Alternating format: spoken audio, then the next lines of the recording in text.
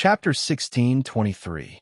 The 300 imperial guards held the hilts of their swords at the same time. Even though the masters of the Ministry of Justice were repelled by the young king and were ready to break into the imperial astronomer, the 300 Zhao Kingdom's elites still didn't immediately draw their swords to kill the enemy. Of course, this didn't mean that the royal guards were all pretty but useless. It also didn't mean that the royal guards had a good temper. If it had been anyone else standing at the door, the 300 royal guards with the secret edict would have already rushed up and killed them. However, for some reason, the young man in front of them didn't wear the king's robe. After all, he was the son of General Su Xiao, who had 300,000 Northwest Iron Cavalry.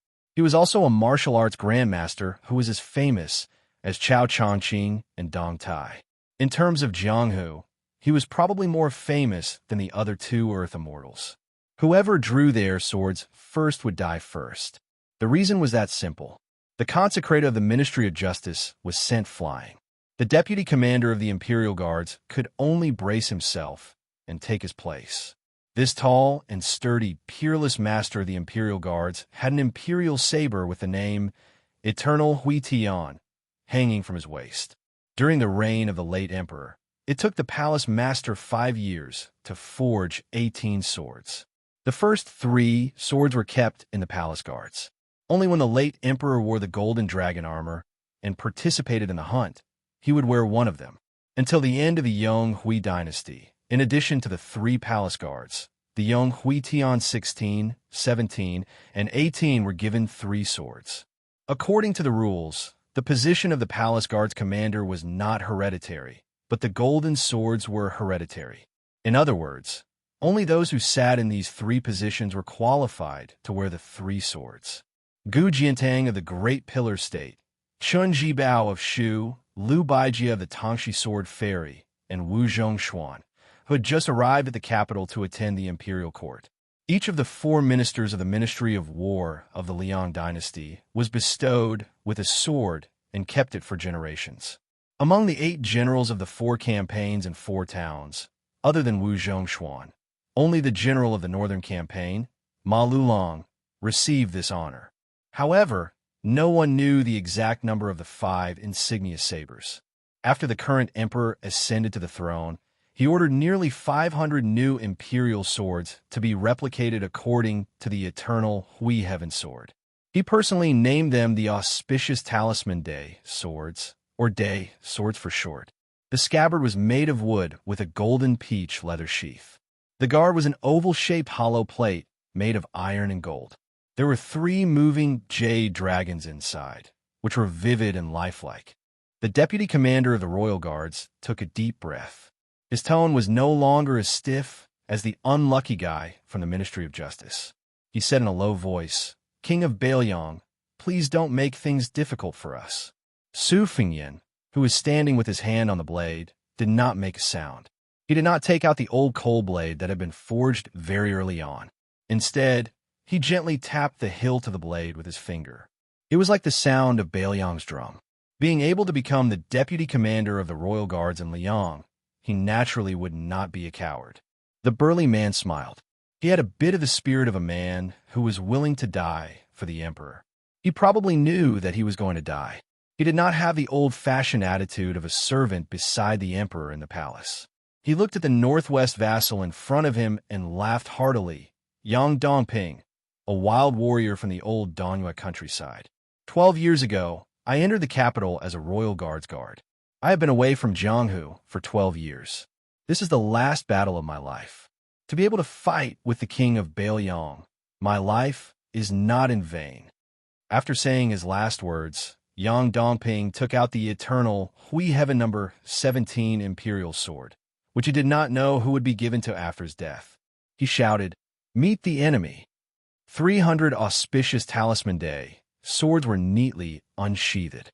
Yang Dongping took the lead and rushed forward with the sword. He roared, "Follow me to retreat from the enemy." In an instant, 20 royal guards, including Yang Dongping, rushed forward one after another. In addition to maintaining the thickness of the formation outside the front gate of the Imperial Observatory, 100 royal guards did not move.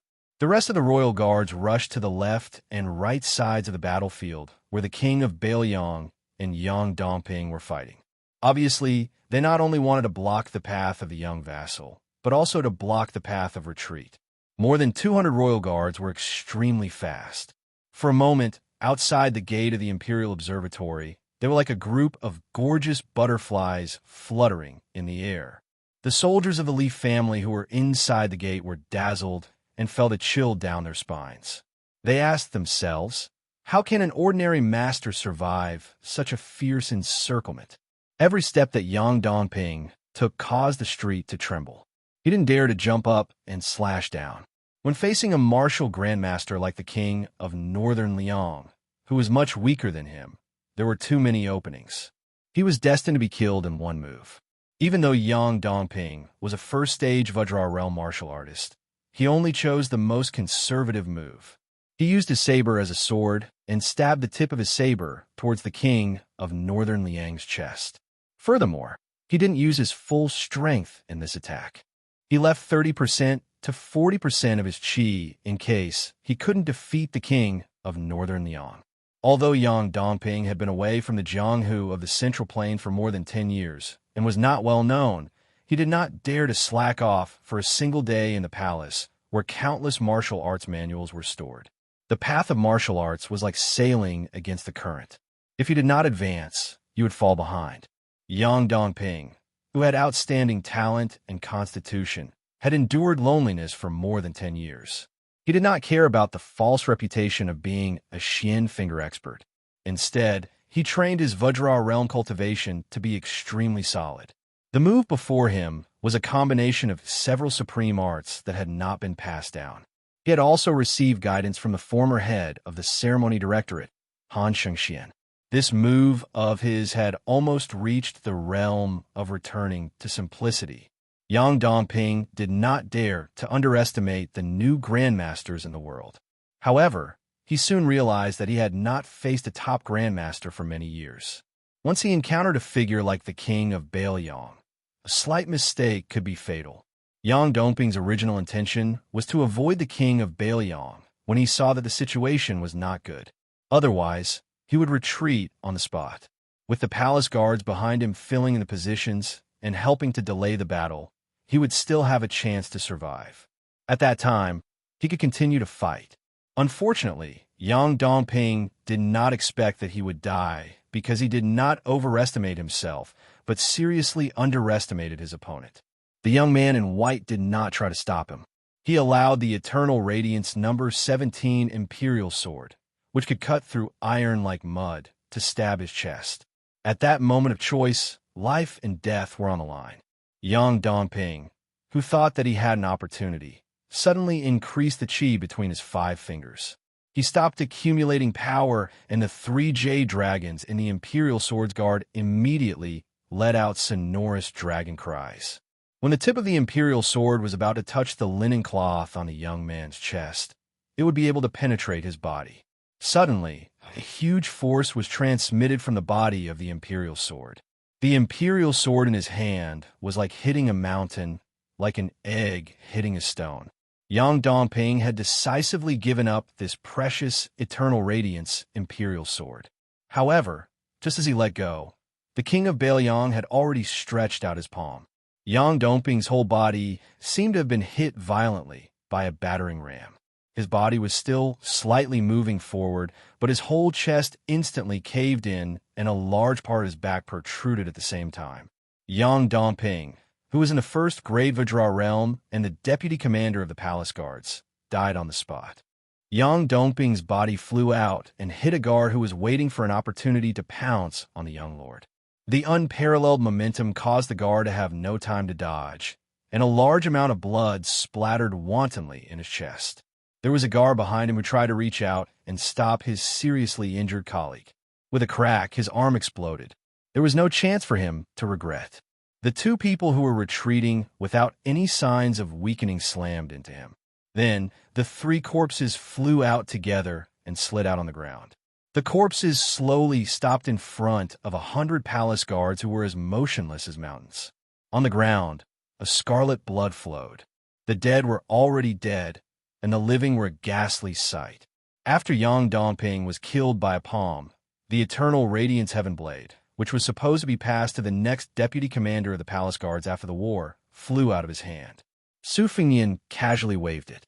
The imperial sword that was thrown high out of its sheath paused for a moment, and then began to fly like a flying sword controlled by a sword immortal. Chapter 1624. The saber first swept across the neck of a palace guard, and in the next moment, it pierced through the shoulder of his colleague beside him. It entered the left shoulder and came out the right shoulder. A nearby guard who had jumped high with his saber was cut in half by the saber. It formed a large arc around Su Fengnian. After all, this group of palace guards was one of the few experts in the palace. In the arc of Yong Hui 17, there was no lack of people who used their sabers to save their lives or intercept. However, without exception, as long as they used their sabers, the temporarily ownerless Yong Hui 17 was unscathed. However, the day sabers in the hands of the other guards shattered on the spot. Without seeing Su Fengnian move, Yong Hui 17 began to draw a second arc with a larger range. At the same time, in the first big circle around Su Fengnian, the sabers of all the palace guards who died in battle before they could use their sabers also began to leave the ground and fly into the air, joining the arc. In the second arc, which was even farther away from Su Fengnian's body, there was an ear-piercing sound of the day's saber exploding and breaking, and corpses kept falling to the ground. The more than 160 palace guards who were still alive were forced to stand outside the arc. It seemed that they were surrounding the king of Baoyang, who had not really used his saber yet. In fact, they could not even catch the corner of the young king's clothes. When Su Fengnian began to move forward, the arc that was visible but traceable suddenly rippled and changed. Occasionally, it would jump out of the arc and kill a certain guard before returning to the arc. More than 20 guards who were caught off guard were killed immediately. After someone shouted, "Break the array together!" the palace guards outside the circle began to slash at the arc with no regard for their lives. Ordinary people would not be able to detect a breath. For an ordinary martial artist who had reached a high level in martial arts, a single breath was like a raindrop falling on the roof, disappearing as soon as it touched the ground. However, a martial arts grandmaster's breath was as long as a river. Ever since he personally created the division of martial artists into the first grade and the fourth realm, there was a saying that his body could travel 800 miles in an instant. When experts of similar strength fought against each other, it was mostly a battle of chi. Whoever had a longer breath would often be in an invincible position, and whoever had a shorter breath would be able to seize the fleeting opportunity faster, thus resulting in life and death for the other party. No matter what, the rest of the Imperial Guards found that they could not let the young king continue to finish everything in one go comfortably. Su Fengnian continued forward, ignoring the Imperial Guards who were trying their best to break the formation. He turned his head and looked at Su Yambing, who was holding the instant spear. The latter smiled and nodded. Su Yambing's accompanying this time was not to help kill people, and was not even to help Su Fengnian block the armored cavalry at the two ends of the street. These people would all be left to Su Fengnian, who had reached a new level in the Mawei post station, to deal with himself.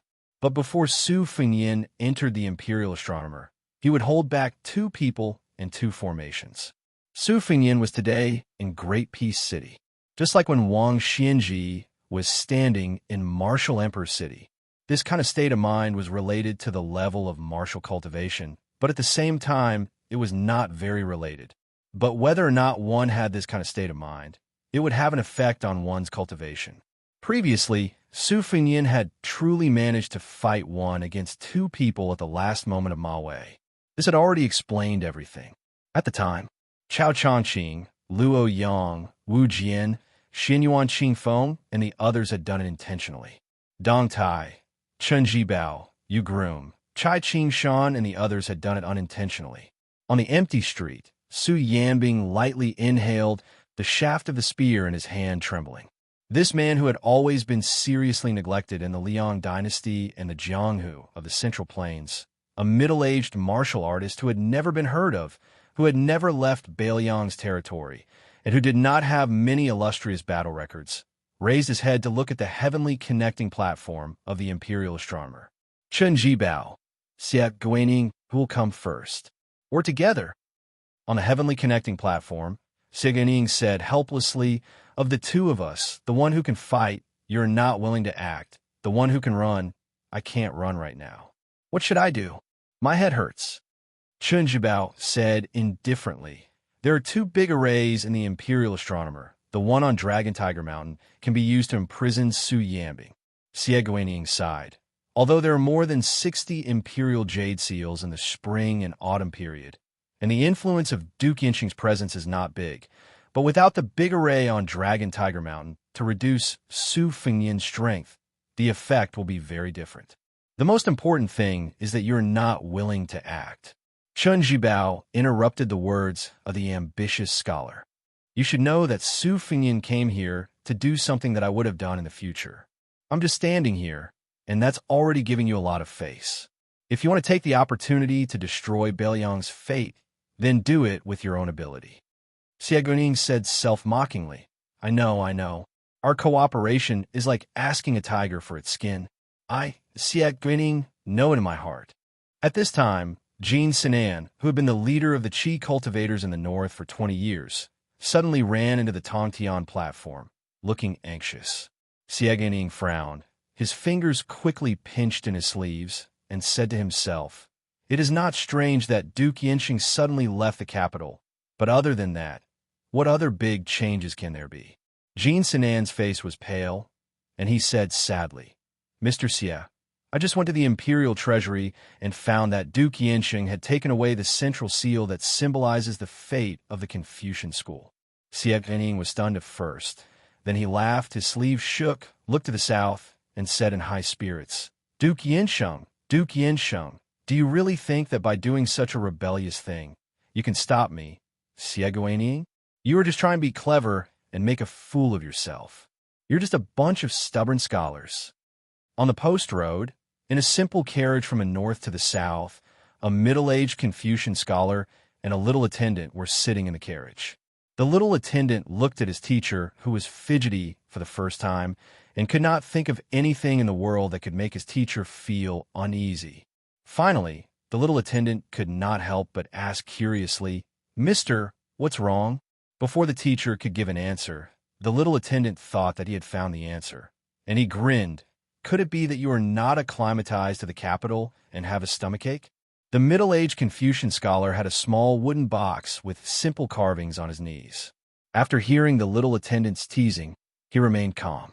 The little attendant was worried, and he asked with a bitter face, Mister, are you worried about the world's affairs? Can I share your worries? Soon, the little attendant sighed heavily and said, Of course not. I don't even have scholarly honors now. The middle-aged Confucian scholar smiled and said, Everyone is responsible for the rise and fall of the world. Whether or not one has the ability is secondary. Whether or not one has morals in one's heart, it comes before one's ability. The little attendant's face still did not look better. I have read so many sages with you. Of course I know these principles. The Confucian scholar smiled and said, This time you have to accompany me to the capital. In the end, you want to slack off on your homework and study for me. The little attendant said, Oh, and began to read aloud the 10 family precepts that the teacher had summed up with his life's efforts. The teacher's family precepts were the family precepts of all the scholars in the world.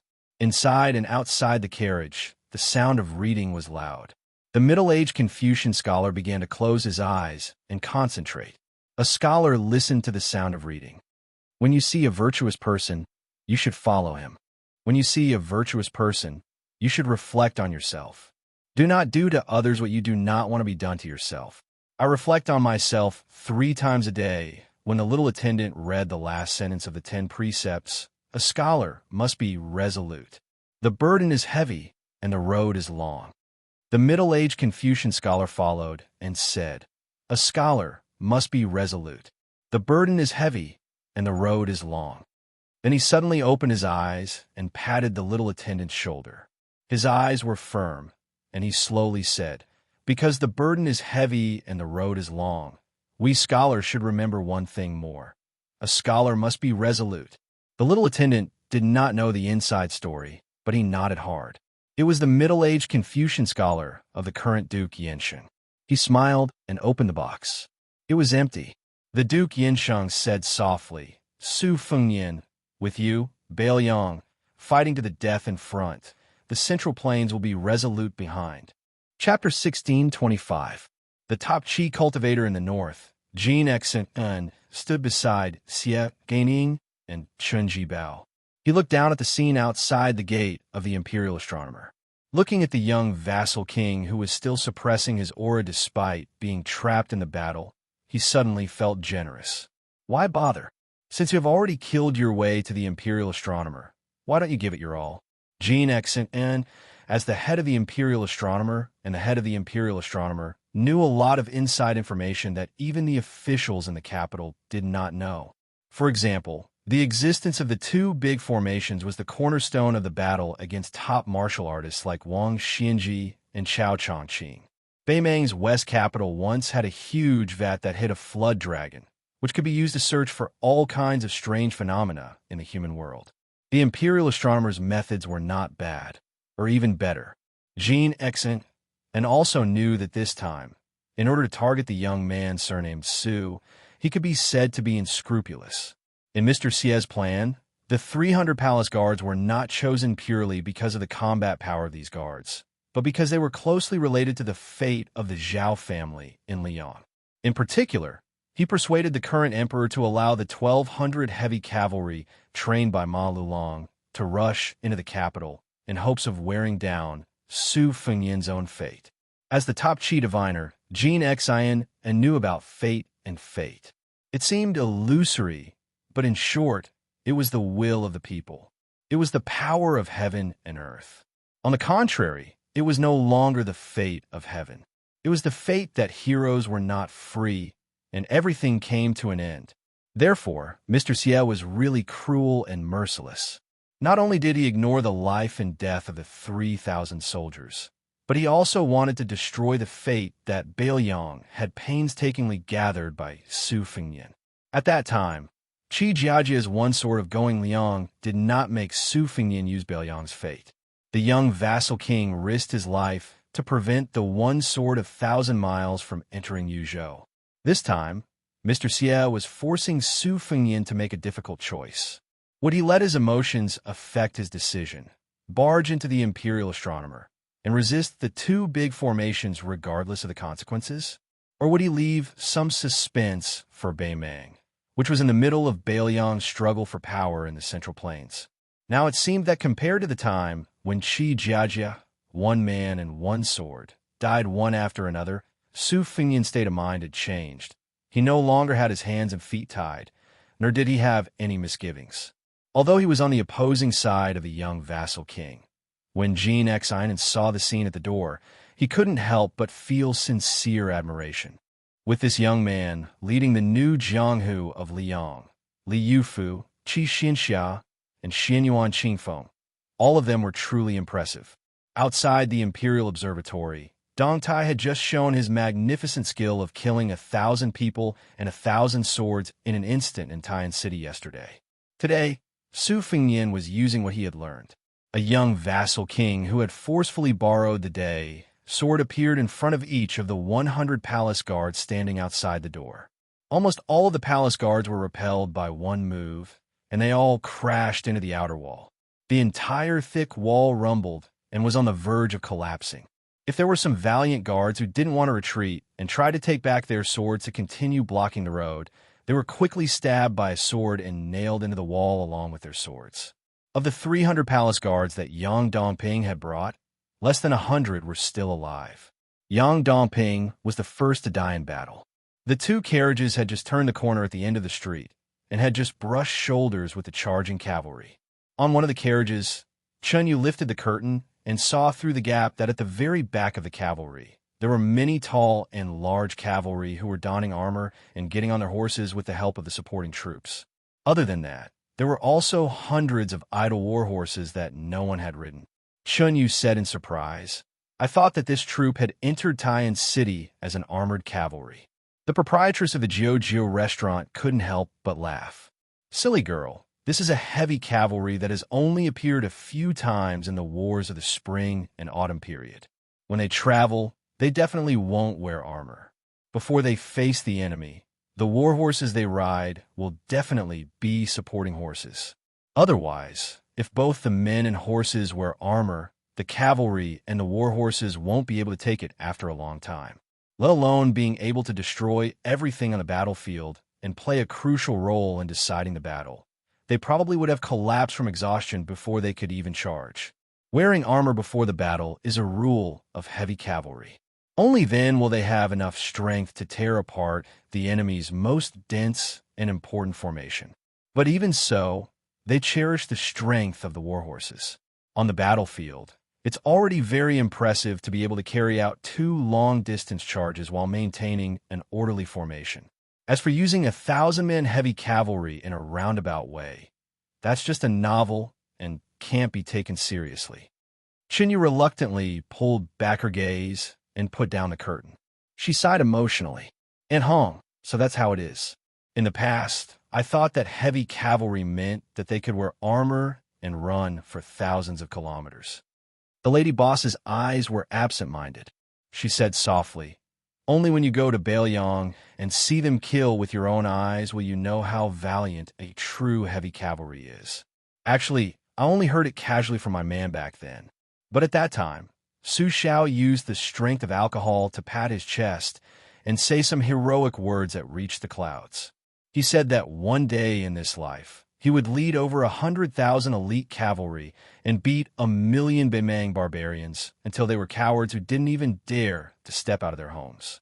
Back then, my man Sun Ping and Su Xiao, one a poor scholar who had no money and the other a boor who had to look at the Ministry of War's face, could actually drink together and brag without thinking. It was already strange enough.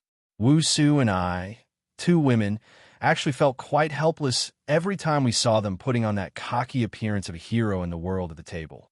Xie Guanyin suddenly joked, "Are you really not going to fight with Su Yambing? Or are you saying that you'll wait until you've taken that step and half a step respectively before you have a life and death battle like Su Fengnian and Wang Xinji? But let me say this first. This kind of opportunity might not come. It's the same for both you and him." Chen Jibao stretched out his hand. A beam of light suddenly descended from the sky and landed on the heaven-reaching platform. Chapter 16:26. Chen Jibao held the plum wine and pulled it out gently. His figure flashed and disappeared. Even though Xianxia had ascended to the great celestial state, he still couldn't help but take a step back when the long spear landed on the ground. At that moment, the Qi cultivator grandmaster understood a principle. Xianxia in state was like an ant in the eyes of Su Fengnian, Chen Jibao, and Su Yambing. Xie Guanyin turned and threw a sharp look at Xianxia. The latter calmed down and nodded. He went downstairs in his white robe. In a hidden attic of the imperial astronomer, the northern prime minister of the Liang dynasty, Wu Lingsu, who was wearing a purple gold robe, followed Xianxia and into the building. The 2 straightened their clothes and took an incense stick from the hands of 2 old Taoists who had been guarding the building for many years. They walked to a table carved from red sandalwood. On the table, there was an ancient incense burner. There was an incense stick as thick as a child's arm in the burner all year round. The incense stick burned continuously. Before Xianxia came, not only did he put on the deputy uniform of the imperial astronomer, he also borrowed the badge of the head of the imperial astronomer and hung it on his waist. Wu Lingsu, on the other hand, went to great lengths to bring the golden edict that the court had issued to him. The edict was stamped with the vermilion seal of the emperor's 3 seals and the emperor's 3 seals. It was the emperor's seal that was specially used to worship the gods. Xianxia and Wu Lingsu put the incense sticks in their hands on the left and right sides of the burner respectfully. The 2 spoke at the same time. Xianxia unfolded his hands and looked straight ahead. He said in a low voice, "Enforcing justice on behalf of heaven." Wu Lingsu looked down and bowed. "To suppress the 4 barbarians." The wall behind the burner was shrouded in layers of smoke. One could vaguely see solemn portraits that were as tall as real people hanging on the wall. As Xianxia and Wu Lingsu finished speaking, the thick smoke gradually dissipated. The portraits that didn't reveal themselves started to show their true faces. They didn't reveal their true faces. The portraits on the wall were of the ascended Taoist masters of the Dragon Tiger Mountain. Anne's expression was complicated. It was just like what Xie Guaniying had said to him before. Don't ask if there are gods in the world. How many people have ascended since ancient times? In that case, the real people depicted in the portraits were the real people who had ascended. They were either riding dragons, cranes, or phoenixes. People only knew that the celestial masters of Longhu Mountain and the Zhao family of Liang had the same surname. However, the history between them could be traced back to the founding emperor of Liang.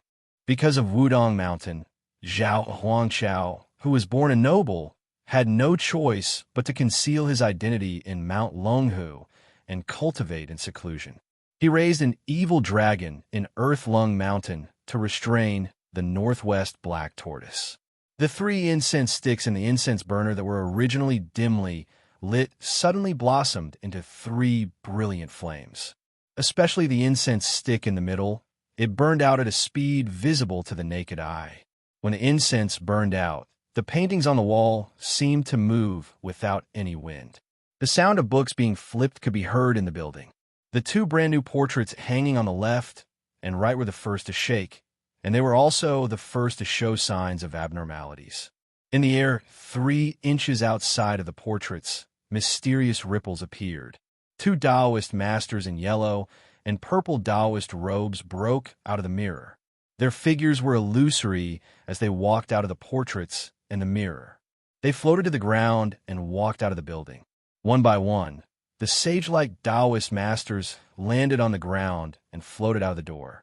Some of them were carrying ancient swords, some were holding purple gold books, and some were holding horsetail whisks. Among the last 3, one of them was riding an auspicious white deer and singing generously. After the white deer immortal, 2 immortals appeared side by side. One of them had a delicate face, a lotus crown on his head, and a long sleeve crane cloak. Unlike the previous immortals, whether it was his aura or his eyes, there was a trace of heaven and earth. Pity me. I pity all living things. The other immortal who came with him was extremely young. He looked about 30 years old, and there was a murderous aura between his brows. After he landed, he raised his hand and held a talisman sword Yulei that had been enshrined in the building for hundreds of years in his hand. He weighed in his hand, and the corner of his mouth curled up. Jin Sinan maintained a respectful posture with his hands folded and looked straight ahead. Wu Lingsu, who was recognized by everyone in the Liang imperial court as a lucky person, was trembling in fear and sweating profusely. One by one, the immortals appeared at the imperial observatory in the mortal realm. Most of them passed through the Li family's infantry formation and arrived at the entrance of the imperial observatory. Apart from 2 of the armored soldiers, whose eyes suddenly became unfocused, and then their bodies suddenly emitted a purple gold light, turning their eyes golden and imposing, the rest of the immortals lined up at the entrance. They stood in the exact same position as the portraits in the building. The immortals who had replaced the 300 imperial guards all had different expressions on their faces. An immortal on the right, whose feet were shrouded in purple mist, turned to look at the newly ascended sect master of Mount Longhu, Xianxia, and asked with a smile, "Is this the one?" With each word, the people around the gate of the imperial observatory seemed to hear the sound of nature. Xianxia nodded slightly. "It is this person who abandoned the true body of the Xuanwu great emperor in this world and cut off his own path to immortality." The immortal surrounded by purple clouds frowned slightly and angrily stared at the young man in mourning dress. He rebuked, "Treacherous." On the far left, the old perfected master Zhao Shi, who had ascended with Xianxia, was also talking to a grandmaster beside him. When the latter heard that it was this person who had blocked Zhao Huangqiao's path to immortality, he was furious. Flying swords formed a formation around him, and he softly shouted, "How dare you!" When this immortal said these 2 words, the bells and drums of all the Taoist temples in the capital suddenly rang. Changming Great Peace City. An immortal stood in the middle. Golden armor could be vaguely seen under his loose robe. The immortal glanced at the charging cavalry on the left side of the street and smiled slightly.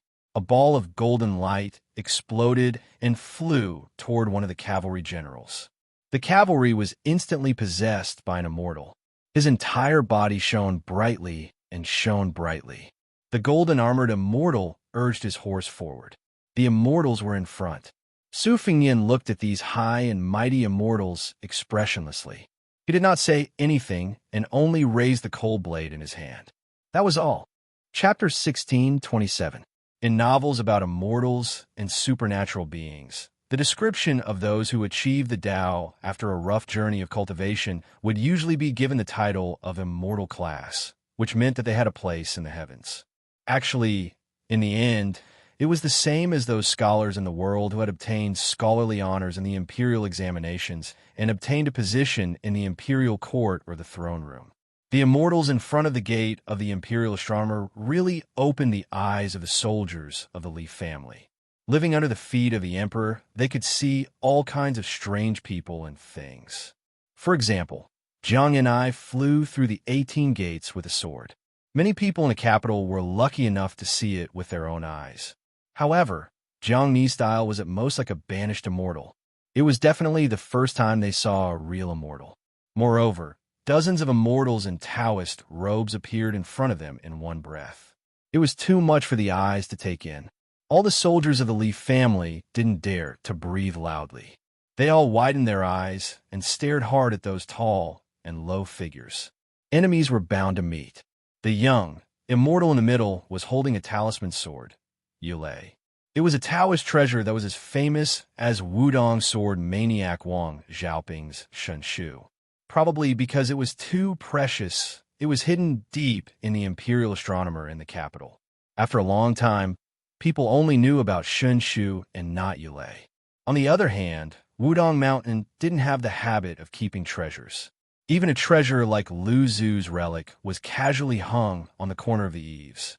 When Xianxia went to Wudong Mountain to make trouble, he just took a few glances at the relic. At that time, the young chief Hong Xixiang also lent it to him. Xianxia felt that it was too childish and didn't accept it. Although Wudong Mountain and Dragon Tiger Mountain were both Taoist ancestral courts, the path of cultivation was poles apart.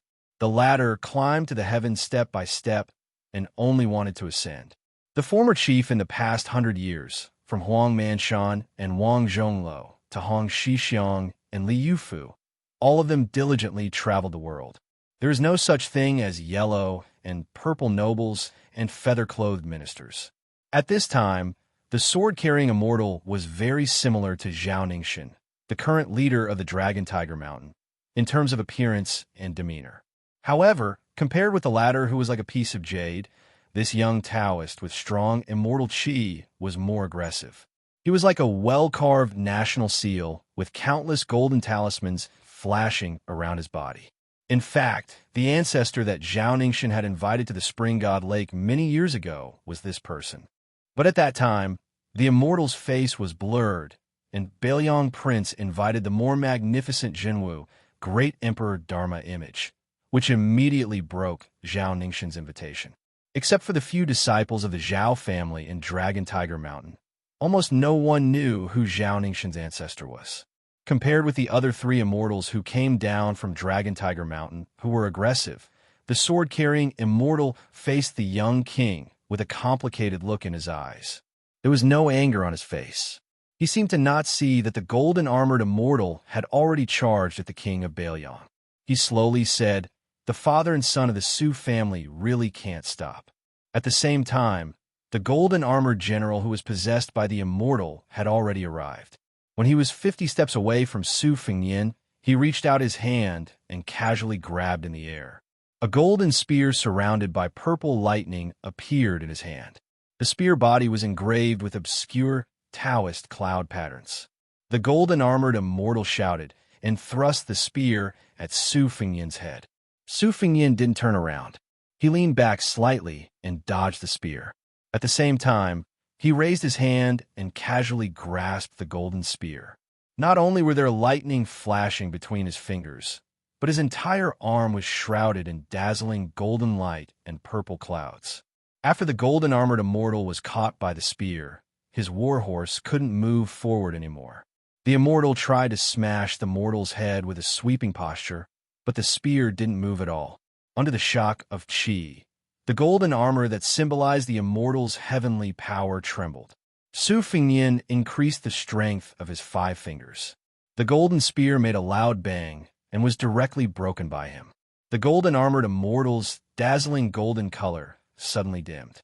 He angrily shouted, "How dare you?"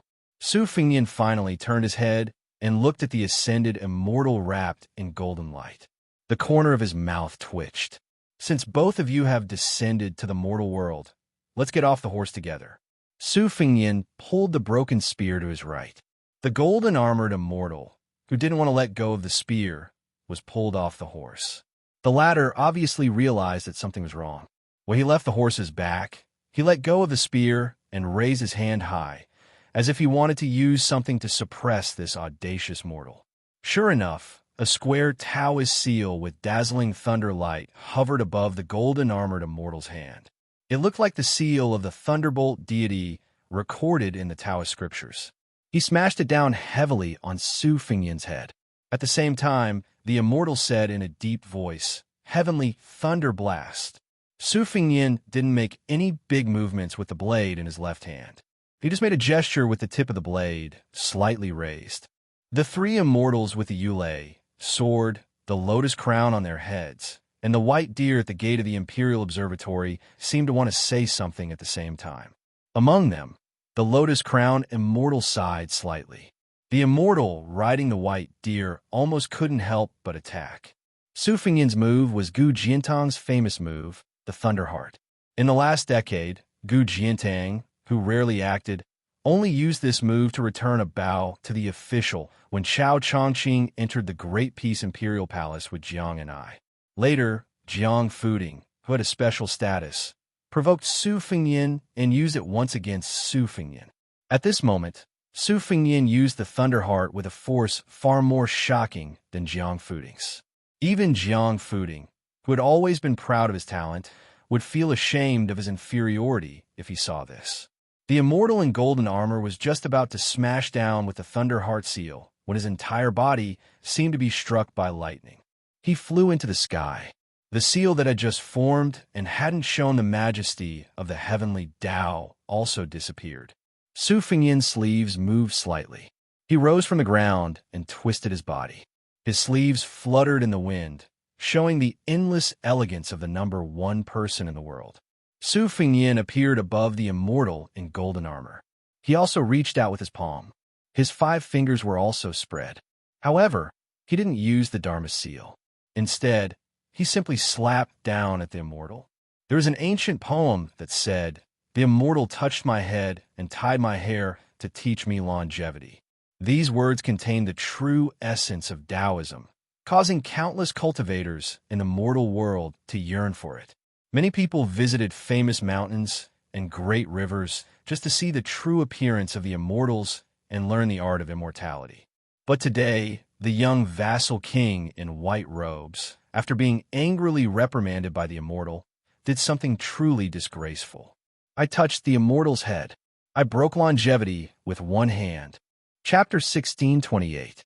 The golden-armored immortal didn't even have time to defend himself before he was smashed to the ground by this extremely majestic palm strike. In the blink of an eye, the golden light around the immortal's body dissipated at an extremely fast speed. When the immortal's possessed body smashed a large hole in the ground, the golden armor he wore before was gone except for the remaining golden light in his eyes. The immortal's body was mostly restored to a mortal's body. He was bleeding from his 7 orifices and dying. Su Fengnian stood expressionlessly at the edge of the large hole, looking down at the general of the heavy cavalry, who could not escape death no matter what. Unless one had reached the Vajra or heavenly image realm, one would not be able to bear the burden and die when carrying the body of a banished immortal. The people of Confucianism, Buddhism, and Taoism were different from the ordinary martial artists of Jianghu. Just like the eminent monks of Buddhism who reached the first pin realm of the Vajra realm, the Taoist grandmasters often reached the finger mystery realm as soon as they reached the first pin realm. This was also a unique opportunity that ordinary people could not envy. However, when facing an enemy of the same realm, it was natural to advance step by step. Pure martial artists were better at fighting. For example, the early grandmasters of martial arts like Han Xianxia and Xianyuan Pan could kill 2 or 3 of them without any suspense, let alone an eminent monk of Vajra realm or a Zhenren of finger mystery realm. Therefore, on the path of cultivation, there were fast and slow, and there were gains and losses. It all depended on how one chose. But generally speaking, everyone had their own opportunities. Jiang Ni's swordsmanship improved by leaps and bounds. Xianyuan Qingfeng had a series of fortuitous encounters and achieved great success in martial arts. Zhao Ningxin's failure to invite the deity was a blessing in disguise. Jiang Fuding, whose state of mind was damaged, opened a new path after hitting the tide. Chun Jibao even reaped the benefits of the fisherman several times. Xiek Guanying and Xianyuan Jingsheng could achieve great realms just by reading books. The burly cavalry general was completely dead. Then, a bright white rainbow rose from the large hole and swiftly swept toward the sky. I came from the sky. I will go to the sky. What can mortals do to me? It was a pity that he met Su Fengyan, who had killed celestial beings and sky dragons. In the past, the Taoist great immortal Zhao Xuansu, who had returned to simplicity, appeared in the world with a young face. He almost escaped Li Chungang and successfully killed Su Fengyan.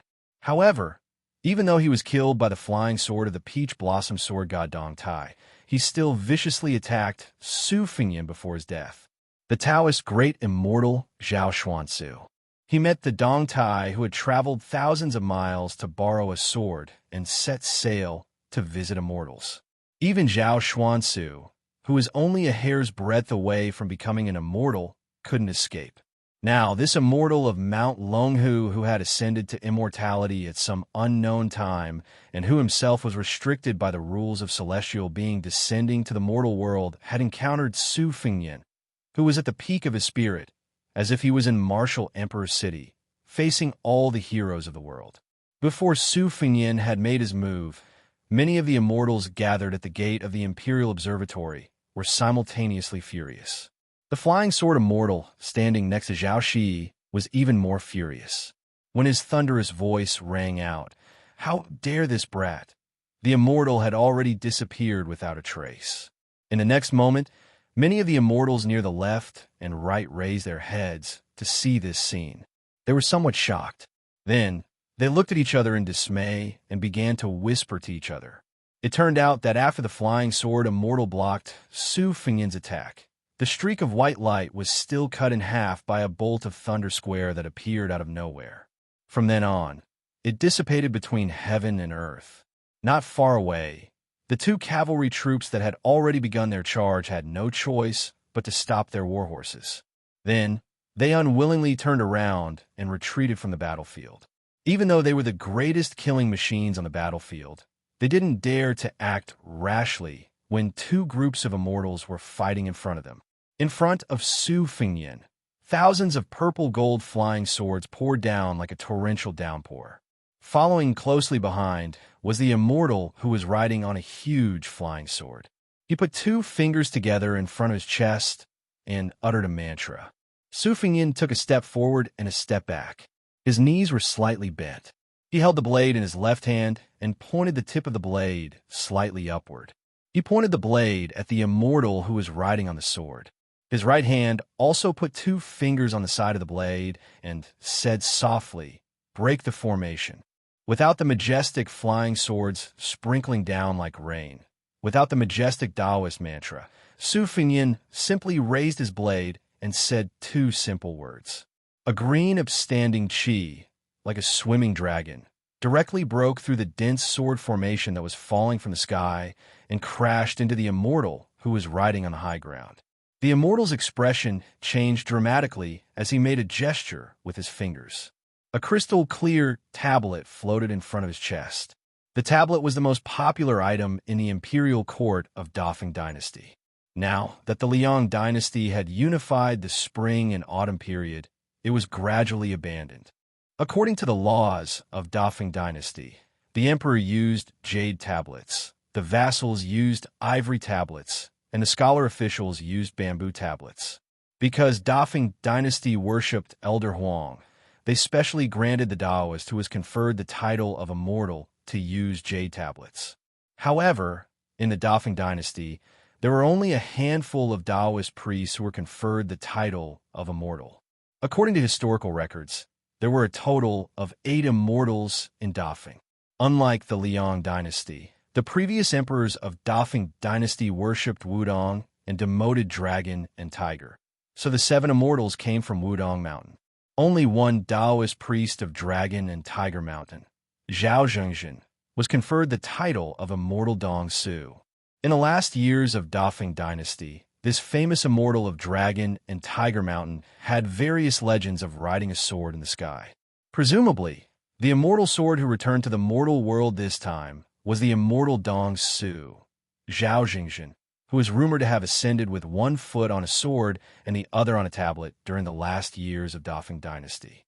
After the jade tablet appeared, it came and went in a hurry.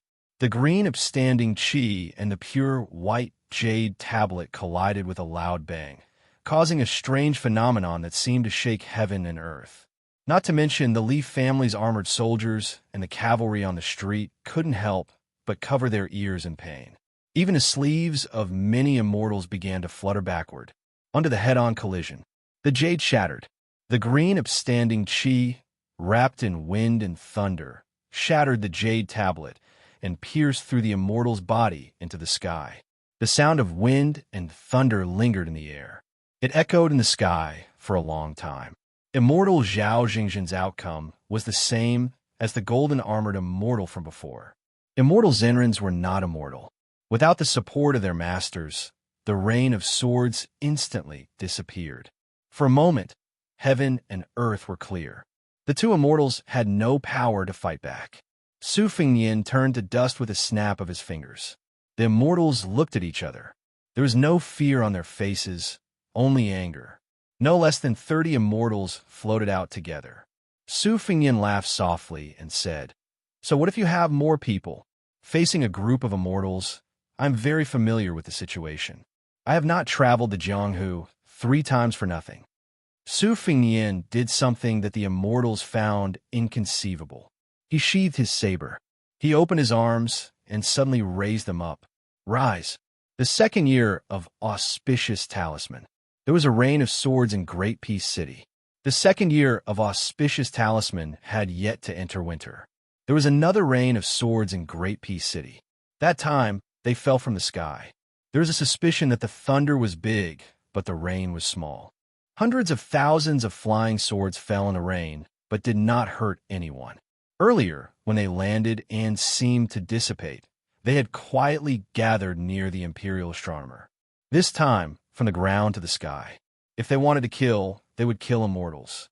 More than 30 immortals that rushed forward. In an instant, it was as if they had stepped into a pool of lightning. All disappeared in the rain, and the young king still had the leisure to talk to himself. Technical work can't reward. Chapter 1629. The Qi cultivator Jin Xin and the great Jinren Wu Lingsu did not leave the small building. Although Wu Lingsu used unorthodox methods to obtain the identity of a living immortal, Wu Lingsu had always been clear about his own abilities. He did not forget himself just because his life in Tian City was smooth sailing.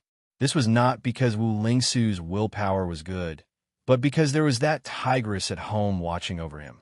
Every time before he could be satisfied, he would be doused with cold water. It was hard not to wake up. It must be known that the red talismans on the doors of the palace to welcome the new and greet the old all came from that woman's hand. He, Wu Lingsu, was just pretending to take out his sleeve and stick it on. At this time, when Wu Lingsu thought of the request she had made not long ago, his body couldn't help but tremble and sweat poured down his back. Did he really have to be a servant of 2 surnames? Accurately speaking, he wasn't a servant of 2 surnames. he actually had the same surname. But the struggle of the same surname in the family of the emperor, the quarrel between brothers, the degree of bloodshed was even more terrifying than the internal strife in the imperial court. If she could guarantee the continuation of the Wu family's prosperity and ensure that the only son, Wu Shizhen, could inherit the title of Minister of Yi, then it was fine. But if he did as she said, the wealth in his hands was not small, but the risk was also greater. Wu Lingsu was trembling with fear. If it was before today, he still felt that the Zhao family of Liang could stick a protective talisman on his head. The heavens were high and the emperor was far away, not to mention a vassal king far away in the northwest. But when that young man killed his way to Taiyan City and even directly to the imperial astronomer, Great Zhenren Wu had to think carefully. Xianxia and did not look into Zhenren Wu's loss of composure. He only treated it as a fake immortal meeting a real immortal and was worried that the Wu family's position in the Liang imperial court would not be maintained. Besides, Xianxia was too busy to pay attention to a puppet of 2 generations of emperors. Xianxia raised his head and looked at the portraits on the wall. The portraits were still intact, but many of the people in the portraits had disappeared. This was a huge blow to the Qi cultivator grandmaster who wanted to become an immortal on land and then ascend before the gate of heaven closed. Since ancient times, the people who cultivated Tao believed that those who ascend would have eternal life. But if even immortals could die, then if he helped Xie Guining do evil, even if he ascended, could he really escape the cycle of heaven? It was easier to become an official if one had connections in the imperial court. Wasn't it the same if one wanted to become an immortal? Why did the celestial master mansion of Longhu Mountain have people ascending from generation to generation after Dafeng, while the Wudong Mountain, which was also the ancestral court, was dying? If ancestor Lu had not entered the gate of heaven, would things have been completely different with ancestor Lu Dongshuan's ancestral shadow? With Huang Manshan and Wang Chongluo's profound cultivation, wouldn't ascension be within reach? How could there be no immortals in the blessed land for 400 years? Compared to Wu Lingsu's fear and Xianxia's absent-mindedness, the 2 elderly Taoist priests who were responsible for offering incense all year round looked haggard. One of them leaned against a pillar, his eyes unfocused. One of them knelt on the futon devoutly, silently chanting mantras. Xie Guining sat lazily on the edge of the heavenly platform, his feet hanging in the air, as if he wasn't worried at all about being caught in the crossfire. In fact, whether it was hiding or escaping, if Xie Guining claimed to be the second in the world, no one would dare to claim to be the first in the world. Within the borders of Western Shu, he had evaded Deng Tai's 1,000-leaf flying sword, which was brimming with killing intent. However, earlier in the year of Hongjia, he had evaded 2 soul-stirring pursuits. Back then, Xie Guining and Li Yishan were both young and vigorous God's favored sons. They hit it off immediately, especially Xie Guining, who was proficient in divination. He even revealed the secrets of heaven, which led to a monstrous disaster. Li Yishan was a bachelor. He only had talent, but no background. Logically speaking, he should have died long ago. However, he unintentionally got close to a tree like Su Xiao and managed to escape that storm. On the other hand, Xie Fiyu, who was born in a wealthy family, was deserted by everyone and treated as an abandoned child. He was even considered must-kill by East Sea Martial Emperor City. Even the old lady who ascended the throne later bore a grudge against him. She didn't hesitate to let Toba Bodhisattva sneak into Liang to assassinate him. Because of this, he had to change his name and hide in the imperial court. Even his own flesh and blood didn't know if he was alive or dead. Therefore, there was no more Xie Feiyu in the world who hoped to leap over the Dragon Gate. There is only Mr. Xie of Great Peace City who should be hiding behind the scenes. In the eyes of Xie Guining, who had watched the world affairs with cold eyes for more than 20 years, Li Yishan and Nailan Yusi were the same type of people. Sun Ping, Zhang Julu, and Yuan Bunshi were the same type of people. Huang Longshi, who had a loose tongue, was another type of person. However, In the end, Xie Guining felt that they were the same type of people. They worked for others, a land, a country, and the world. The only thing they weren't good at was working for themselves. If they couldn't even take care of themselves, how could they help the world? Among them, Yuan Bunshi wanted to work for himself, but he couldn't. Huang Sanjia could do it, but he disdained to do it. Xie Guining's plan was to amaze the world with a single brilliant feat. He wanted the Central Plains to sink again. Then, he would personally obtain 1,000 years of peace. If one said that Xie Guining was seeking the status of Grand Secretary or Imperial Preceptor, or a few decades of peace and prosperity, or even ascending to become an immortal, then they were underestimating him too much. Since Huang Longsher said that there was no 100-year emperor or 1,000-year dynasty in the world, then he, Xie Guining, would have to wrestle with this outsider who claimed to know about the future of 1,000 years. Xie Guining suddenly felt a little lonely. The old faces and acquaintances had almost all left these years. Except for Nailan Yusi, it seemed that everyone else had died. Although there were many newcomers, in fact, except for Chen Wang, who was successful in his official career, the others still needed various polishing and scrutiny, even if their futures were promising. In comparison, Su Beiji and Chen Shiliang of Beiliang stood out faster. Jean Lanting, who was not inferior to Chen Wang and was already the left assistant minister of the Ministry of Rights. Xie Guining had never put this kind of clown in his eyes. Adding oil to the fire was never a long-term solution. It was just a flash in the pan. Between the replacement of the old and the new, Xie Guining was not optimistic about Zhao Yuling and Yin Maochun. On the other hand, Liu Baijie, Yuan Guo, and Han Lin, the three civil officials who were either demoted or promoted to the local government, had the hope to take over the responsibilities from Qianlong and Huanwen. They were the top officials for a short time, but they were still paving the way and building bridges for Chen Wang, Yin Qi, Li Jifu, and the others. During the reign of Yonghui, there were only two real mainstays of the Liang dynasty. There was the blue-eyed Zhang Jiulu and the warrior Su Shao. It was the existence of these two people that deterred all the dragons, snakes, fish, and shrimps in the imperial court. With Zhang Jiulu, the literati who wanted to make achievements honestly ruled the country, and the literati who advocated quiet talk continued to talk about the wind and the moon. With Su Shao, Chen Jibao could not leave Western Shu, Chao Changqing could not restore the country, Yan King Zhao Bing did not dare to march north with great fanfare, Gu Jiantang could only be the governor of Liao province, and Bei Mang's army did not dare to march south. However, it was precisely because of the two of them. One was at the center of the imperial court, deciding the promotion of all the officials, and the other was at the northwest border, commanding 300,000 cavalrymen, that the late Emperor Zhao Dun did not dare to give the dragon throne to his son Zhao Zhuan, because there were too many thorns on the throne. The biggest knot was that as long as Su Shao was alive, Bei Mang would not dare to stake everything on a single throw to invade the Central Plains. Beiliang could substitute defense for war, allowing Liang to prosper day by day, and its national strength to gradually increase, restraining and dragging Bei Mang to death. However, if they took the initiative to march north into the desert, firstly, Beiliang's chances of victory were not high, and secondly, Zhao Dun would not dare to do so. Su Shao would not rebel, but once the northern expedition went smoothly, and Crown Prince Su Fengnian established his prestige in the northern expedition, would Su Shao have the idea to give his son a higher position than the vassal king's throne? Even if Su Shao would not do so, would Su Fengnian take advantage of the situation to rebel because of the white clothes case in the capital?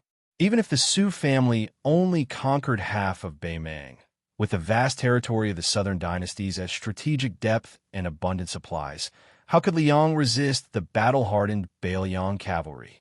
When the time came, when the wind and rain were tossed about, would the new emperor, Zhao Zhuan, who did not have much prestige to speak of, really be able to rely on the eloquence of the civil officials of Taiyan City to stop Beiliang's cavalry?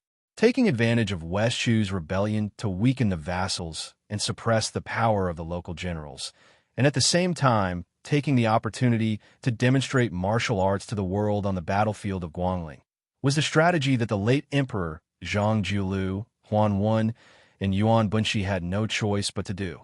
In reality, they were buying time, taking advantage of the fact that Su Fengnian was not fully fledged.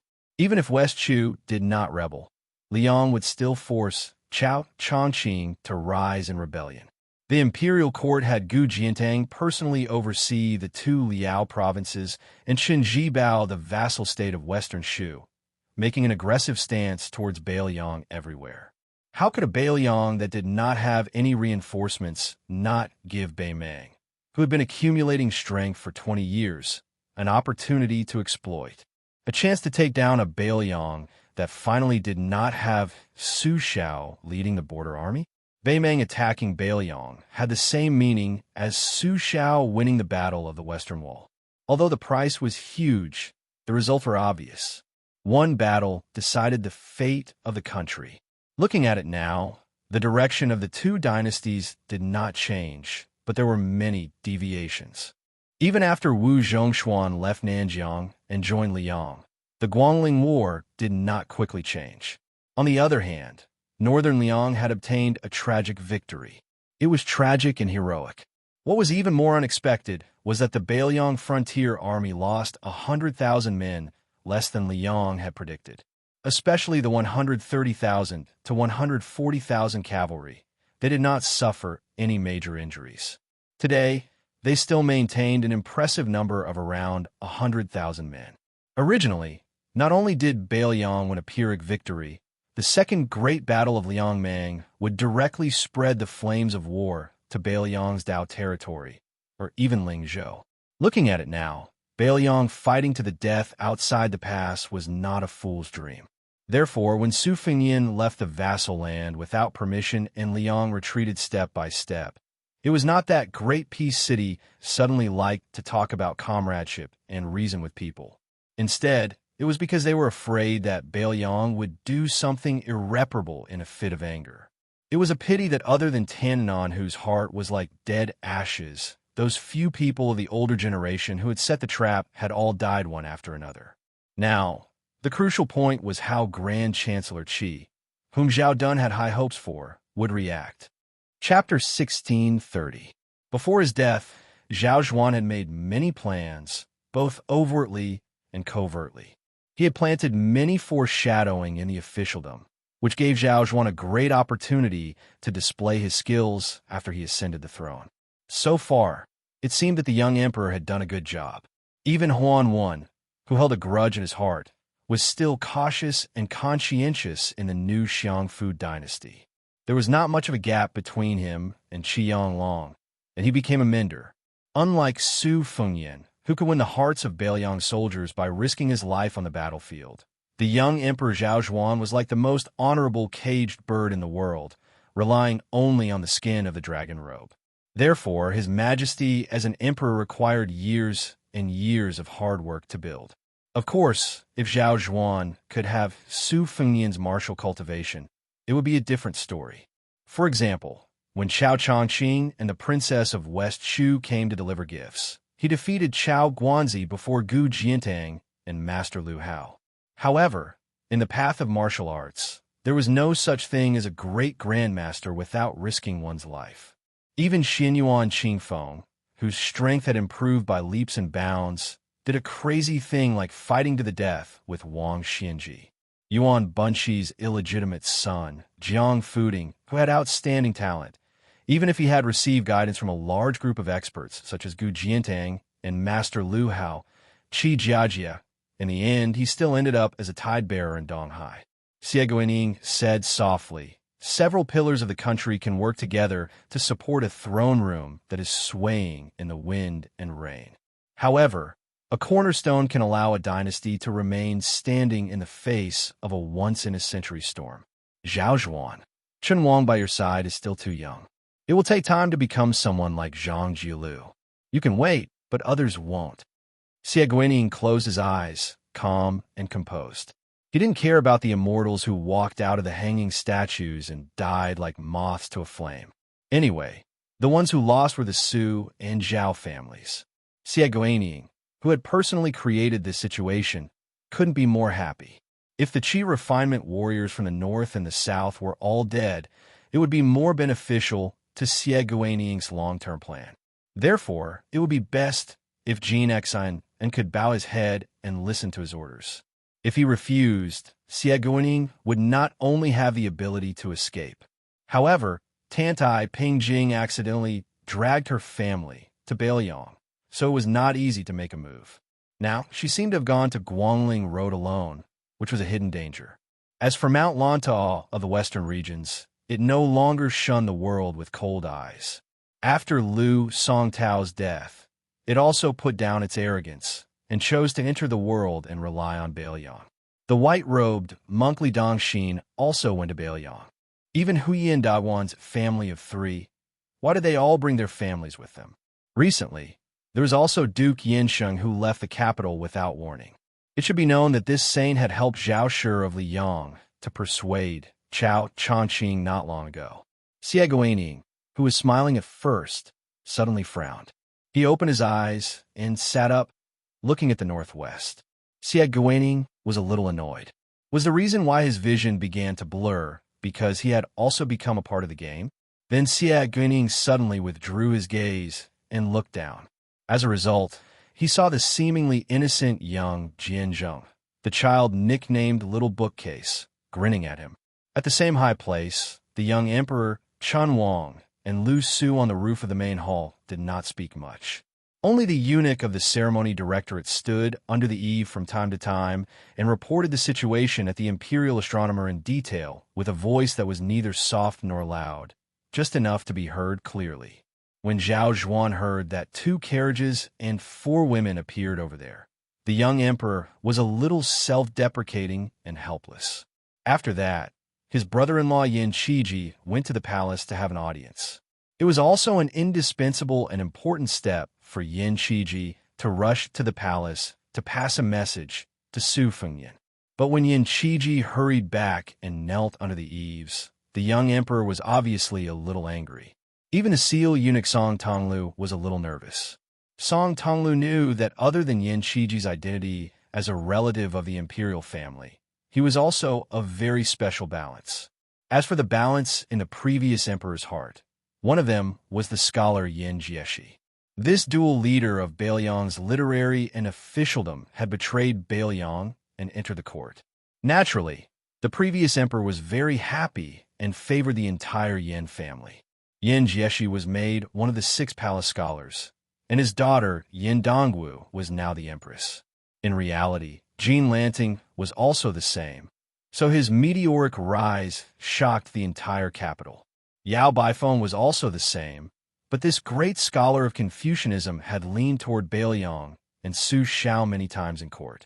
Thus, he was still an imperial college chancellor with high hopes, but no real power. As an old acquaintance of Zhang Lu, Yuan Guo was even more pitiful. He had finally come back and become the Minister of Rights. Because he stood on the wrong side of the issues of the transport of grain and the printing of documents, he was quickly sent packing out of Great Peace City. As a scholar, it was important to have strength of character. As a civil official, it was not as important to have strength of character as the scholars imagined. The difference of one word was like the difference between heaven and earth. The emperor and the young master of the Yellow Gate, both of whom had good reputations, were in a deadlock, one high, one low, one sitting, one kneeling. Chen Wang smiled and stood. The young emperor seemed to say in a fit of pique to ignore him, but Chen Wang still walked down the ladder to the ground. He helped Yin Qiji up, but did not help him up. Chen Wang did not force him. He stood at the feet of this rising star of the Hanlin Academy. Looking at the tightly closed palace doors, he said softly, "Stand up. The more you kneel, the more useless it is. You cannot sink too deeply into the matter of figuring out the emperor's heart, but you cannot do nothing. You are not an official that seeks fame to seek favor. Of course, Yin Qiji does not need it. In reality, you can't do it. Since this is the case, rather than have the emperor vent his anger on the king of Bailiang, you might as well stand up and shamelessly follow me to the roof. Just think of it as looking at the scenery. At the very least, you will make the bad thing worse, right?" Yin Qiji lowered his head and knelt without saying a word. Chun Wang, who had always been gentle and respectful, suddenly lowered his voice and said sternly, "What? Are you not afraid of implicating your father and sister? Or is it that your Yin family has more descendants than the dazzling Jiangnan Lu family? Without you, Yin Qiji, you can easily bring out a few more. If you really have the ability, then bring the Empress and Scholar Yin here to kneel. When the time comes, I, Chun Wang, will kneel with you. Everyone can join the fun. How about that?" Yin Qiji's shoulders trembled. He no longer cried silently, but sobbed silently. Chun Wang sighed and said softly, "I, Chun Wang, am not like you. I'm just a poor scholar studying hard. I have some classmates in my hometown, some in the same year as the imperial examination, and some colleagues in the officialdom. But there are very few who can truly be called friends. It can even be said that there is not one. So, I do not agree with you kneeling to beg the emperor for mercy, but I can somewhat understand. You and I are now rich, powerful, and famous. It's actually very simple." Chun Wang glanced out of the corner of his eye at the eunuch in embroidered robes, standing silently with his hands behind his back. The latter did not move. Chun Wang hesitated and then squatted down next to Yin Qiji. He said lightly, "The old King Liang has the strongest army in the world, hundreds of thousands of cavalry. From a northwest border to Great Peace City, it is not as far as we think. But every time the general enters the capital, he only has a few personal retainers with him. Of these two matters, which do you think is more difficult? For normal people, it is the former, but for the general, it is the latter. When a general has a large army, and a civil official has the power of the court, what is difficult is not to be spirited like normal people think, but to not act recklessly. Instead, to weigh each of the 5 words, loyalty, filial piety, benevolence, righteousness, and affection." Chun Wang smiled. "The new King Liang, Su Fengyin, your good brother, has also weighed these 5 words these years. As an official, speak of loyalty. As a son, speak of filial piety. As a general, speak of benevolence. As a brother, speak of righteousness. As a husband, speak of affection. In my view, his entry into the capital this time was unexpected but reasonable. He put aside the word of loyalty and picked up the word of filial piety. In reality, I am slightly disappointed that he would abandon the country for his own selfish interests. But I also know that this is my inhumane request. It is my wishful thinking to place Su Fengyin in the position of a saint. In reality, it is the exact opposite. I knew long ago that Su Fengyin was never a saint. In the end, he is a man of the Jianghu, and is more suited to the Jianghu. In the high court, he is a young vassal king with grievances that are difficult to resolve. But in the distant Jianghu, he can become a hero that does not lose to Li Changgang. He chose to leave the Jianghu and take on a heavy responsibility to stand outside the Beiliang border. He did not have any freedom, and only people died. I think that Su Fengyin is already very unhappy. In short, he is unhappy.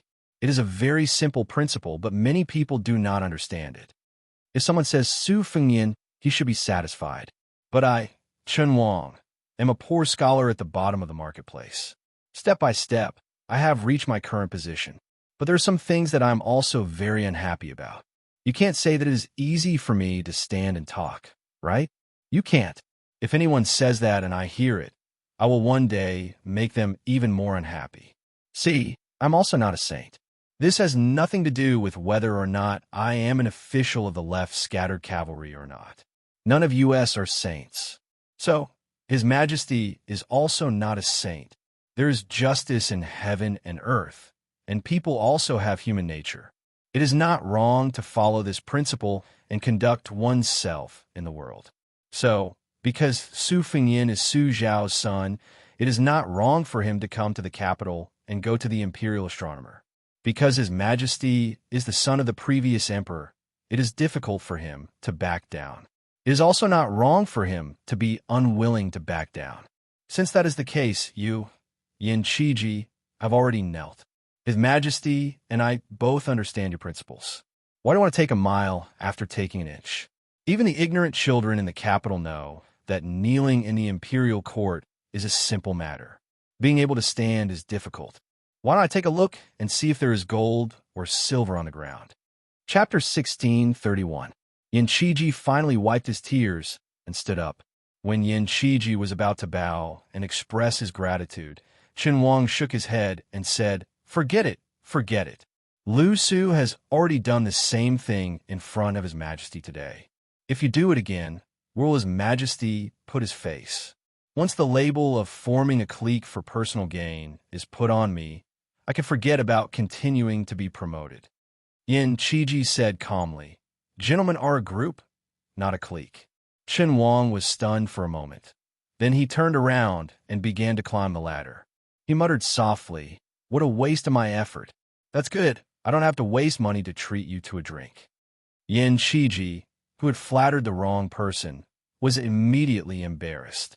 Song Tonglu, who had been ignoring their conversation, secretly raised the corner of his mouth. On the roof of the main hall, Chen Wang, who was originally sitting next to the young emperor, moved his seat. Yin Qiji could only bite the bullet and sit between the emperor and Chen Wang. Zhao Zhuan said coldly, "Aren't you going to learn from those famous officials who remonstrated with the emperor?" Yin Qiji lowered his head, and his expression couldn't be seen clearly. He said softly, "Sir Chun is right. As an official, one has to think about being promoted. This is human nature." Chen Wang, who was immediately retorted, didn't know whether to laugh or cry. Scholars are not good people.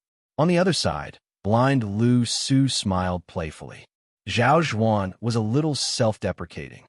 He sighed and said, "You're right. You and Su Fengyin are good brothers who grew up together. That's why you're kneeling and pleading for him today. If you, Yin Qiji, were only an official of Liang, I, as the emperor, might be angry on the surface and even throw you into the cold bench for a few years. However, deep down, I'm not angry. If I say that I'm not angry at all, I'd be lying. However, you're not only Su Fengyin's friend, I'm also not only the emperor of Liang. You and I are not only monarch and minister, but also family. In the future, I might choose more concubines, and there will be more than one. At that time, there will be more imperial fathers-in-law and imperial uncles.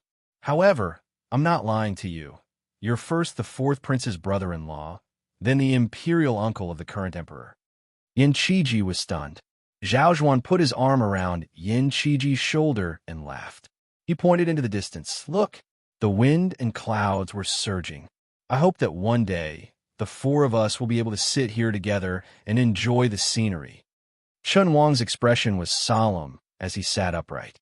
Blind Lu Su raised his eyes and looked into the distance, his hands casually supporting himself on the roof. Great Peace City was the most virtuous city. There were many people, and naturally there were many rules. Even the residences of the officials were divided into 3, 6, and 9 levels. They were mostly divided into the rich and powerful.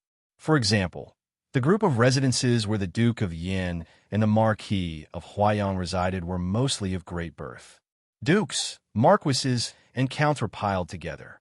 For a new face like Chen Wang, if he had not relied on his relationship with the Jun Wang to become a son-in-law, even if Chen Wang had become a regular attendant of the scattered cavalry of the province, he would not have been able to get a residence there.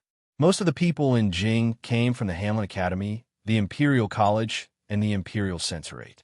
They were officials of Liang and also scholars that were renowned in the scholarly circles. Living next to each other saved them the effort of calling for friends. In Great Peace City, there were also poor officials. For example, the earliest Ministry of Rights was a typical government office. Many of the officials of the Ministry of Rights, who did not have a high rank and were not the top officials, even had to rely on money to survive. They passed their days in poverty. They were called clean sleeves, and their bitterness was not known to outsiders. The rich people, like Song Tianbao, who was brothers with the son of the former Minister of Revenue, Wang Yuanran, and the grandson of the old General Yin Jinchuan, Yin Tongshu, even though he had a rich father, it was still very awkward for him to buy a residence in Great Peace City. The residences of the dukes, marquises, and counts were people that he could not get in. There was no point in going to the residences of the poor officials. The feeling of being looked down upon all day was not good. Fortunately, there was another choice. That was to buy a large residence in the middle of the residences of the officials with power and the rich. During the day, he would go to the residences of the officials in Jing and pretend to be their sons and grandsons. At night, he would make up for it from people who had money but had less money than him. Some busybodies had studied the group of officials in Jing who had made a name for themselves at the end of Yonghui. They had probably made a name for themselves in the poor area to the south of Great Peace City, where scholars gathered. Then they quickly rose to the ranks of the nobility in the northeast of the city. In the end, they went to the east to buy a grand residence. If one day they could move to the west of Jing, like Chunwang and Xianxia, then their lives would be complete. Not only would they not have any regrets, they would also be able to answer to their ancestors and descendants. With the Peng family at the head, the large and small landowning clans in the north suddenly flooded into the northeast of Great Peace City in the second year of the auspicious talisman. As a result, the residences in this area, which were already worth an inch of gold, became even more in demand. This caused many mid-level officials who had saved up some silver with great difficulty and wanted to finally be able to no longer rent houses to live their days, to the point that they couldn't help but curse the Liaodong barbarians in private, saying that other than being rich, they weren't anything good at all. As the most important old power in the northeast of the capital, the officials of the 6 ministries of the Xianxia province didn't have a good attitude toward this either. Their relationship with the new landowning households that moved in was rather estranged. This was also very normal. In the past 20 years, especially after the old Grand Secretary Bai Yin personally presided over the imperial examinations, Liang no longer deliberately supported the scholars of the northern lands in the imperial examinations. As a result, in the previous examinations, the scholars of the southern lands occupied at least 70% of the seats with an overwhelming advantage, forming an extremely clear structure of northern generals and southern ministers. However, in the 10 years after Yonghui's death before the auspicious talisman, there was no war in the world. Where did the new generals come from? Naturally, there were more and more southern officials in the imperial court. The Green Party, which was known for its unity, was one of the most striking examples. As the great generals of the 4 campaigns for equalities and 4 towns, who were mostly from the north, died of old age, the northeast of Great Peace City became less and less a place for the northern scholars to speak with their back straight. If it wasn't for the fact that there was still General of the North, Ma Lulong, left to hold up the facade, and the official from the south didn't kill him to the last one, the northern officials would have been pushed aside to the point of wanting to die. Thus, the first thing the Peng family did after buying a new residence was to grandly pay a visit to the manor of General of the North. Although it was said that they didn't even see the sickly Ma Lulong. After all, they were personally received by the eldest son of the Ma family, General of Anong, Ma Zhongxian. With the Peng family leading the way, the collective migration of the 2 wealthy families of Liao was quite smooth. The Minister of War, Liu Baijia, had left the capital, and the backbone of the Green Party, Hong Lingshu, had entered the capital. It looked like the Jiangnan powers had entered and left the imperial court without any losses, but in reality, it was clear that they had greatly damaged their vitality. Thus, the large-scale movement of the northern scholars into the capital was very interesting. The doors of the official mansions were higher than the street level. This was a rule that had been followed for hundreds of years. The so-called steps in the officialdom were actually the steps in front of the door. The number of steps was very particular.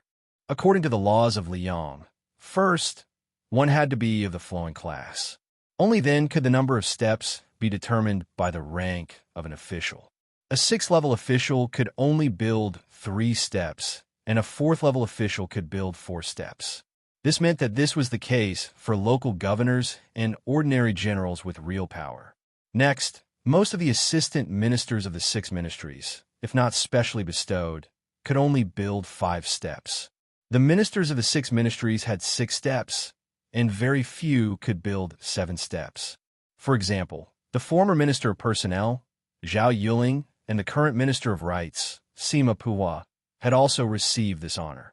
It was said that on the day the Sima family mobilized a large number of people to build more steps for their mansions, the old minister cried on the spot. What was interesting was that the rare 7 steps in the northeast were rare in the area where Chun Xiaobao and Chun Wang lived. If you didn't have 6 steps, you wouldn't have the face to greet people when you left the house. 7 steps were also very common. Chun Wang's father-in-law was at the 7th step. Even someone like Duke Yin, Gao Shizhi, who was at the 8th step, was not rare. However, all the officials in the capital knew that the steps in the west of the city were all fake. They relied on the ancestral shadow and the surname of the Zhao family to decorate the face of the court. However, the steps in the northeast were truly exchanged for by the official hats of the 2 recent generations. The saying, West 7 is not as rare as North 5, was precisely the reason. In the northeast of the capital, there was another saying, Ma 8, Yin 7, Minister 6. It said that most of the official mansions here were only at the 6th step, but the Yin Manor was at the 7th step. The Ma Manor had the same standard of 8 steps as the vassal states and dukes. Recently, not only did the eldest son of the Ma family, Ma Zhongxian, often rush back to the manor in the inner city from the Jingji East Army, even the eldest grandson, who often didn't return home at night and smelled of cosmetics, stayed at home obediently and declined visitors. It was probably because they had heard too many rumors of the Ma family's old master finally dying. In the end, he was still able to do it every time. As for the strange behavior of Ma Zhongxian and his son, not many people took it seriously. However, whether it was the son, Ma Zhongxian, or the grandson, Ma Wenho, they all knew that the old master might not be able to make it this time. This was because the old master, who had been bedridden for many years, was not only no longer muddle-headed, but also had a sense of vitality. He could even sit up and eat a few mouthfuls of plain porridge. His eyes were much clearer. This was called the final radiance of the setting sun. Some old people knew that they were nearing the end of their lifespan, so they didn't mind letting the wind extinguish the last bit of their candle flame. When the old master of the Ma family heard from his son, Ma Zhongxian, that Beiliang had defeated Beimang, he only opened his turbid eyes and asked shakily, "How many died?" Ma Zhongxian truthfully reported the general situation of the battle, which was still very vague. However, compared to the officials of the Ministry of War, he was already closer to the truth. Chapter 1632. The first time the old man sat up was when he heard that the young king had entered the capital without permission. However, the old man was probably too tired and soon lay back down. Only when he heard that the 800 Beiliang light cavalry scared the Jingji Western Army out of their wits did the old man call for his grandson, who was widely acknowledged to be useless, to return to the mansion. Ma Wenho was a strange person in Great Peace City. He was said to be a playboy and did not play well with people like Wang Yuanran and Yin Tongshu since childhood. However, he was said to be ambitious, but he never got along well with people like Yin Changing and Han Xingyan. Therefore, Ma Wenho and the old Grand Secretary Zhang, Julu's youngest son, Zhang Bianguan, who lived in a shabby alley and liked to wander around the city, were called the strange people in the capital. However, compared to the eccentric Zhang Bianguan, Ma Wenho was actually quite popular. When he was young, he traveled and studied and left home for more than 2 years. He went to Donghai Martial Emperor's city, Nanjiao Mountains, Shishu Nanjiao, Qingzhou Xiangfan, and the north of Jizhou.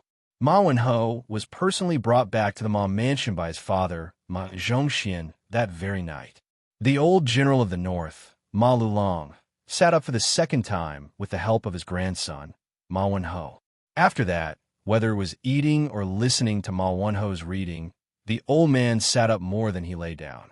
After that, whether it was when he heard that the Beimang general, Yang Yuanzhan, died at the mouth of gourd in Yuzhou, or when he heard that the 2 Liao cavalry under Gu Jiantang finally could not hold back and showed signs of restlessness, the old man, who had been in the officialdom for more than 60 years, appeared to be calm. However, when the old man personally handed over the tiger tally, he sighed with emotion, seeking death. It was unknown whether he was talking about the young king or someone else. Today, the old man seemed to want to go to the morning court, but until his body could no longer bear the bumpy ride, he did not make it difficult for his children and grandchildren. Under Ma Zhongxian's secret instructions, several hidden Ma family consecrators spread out like a net. They only had one thing to do, which was to keep an eye on a young man surnamed Su from afar. Soon, news came back to the Ma mansion one after another. The young vassal king left the Damayai post house, but he didn't attend the court meeting. Instead, he went to the old Ministry of War Yamen in Liang without entering. Entering the Ministry of Rights Yamen, Minister Sima Puhua slipped away.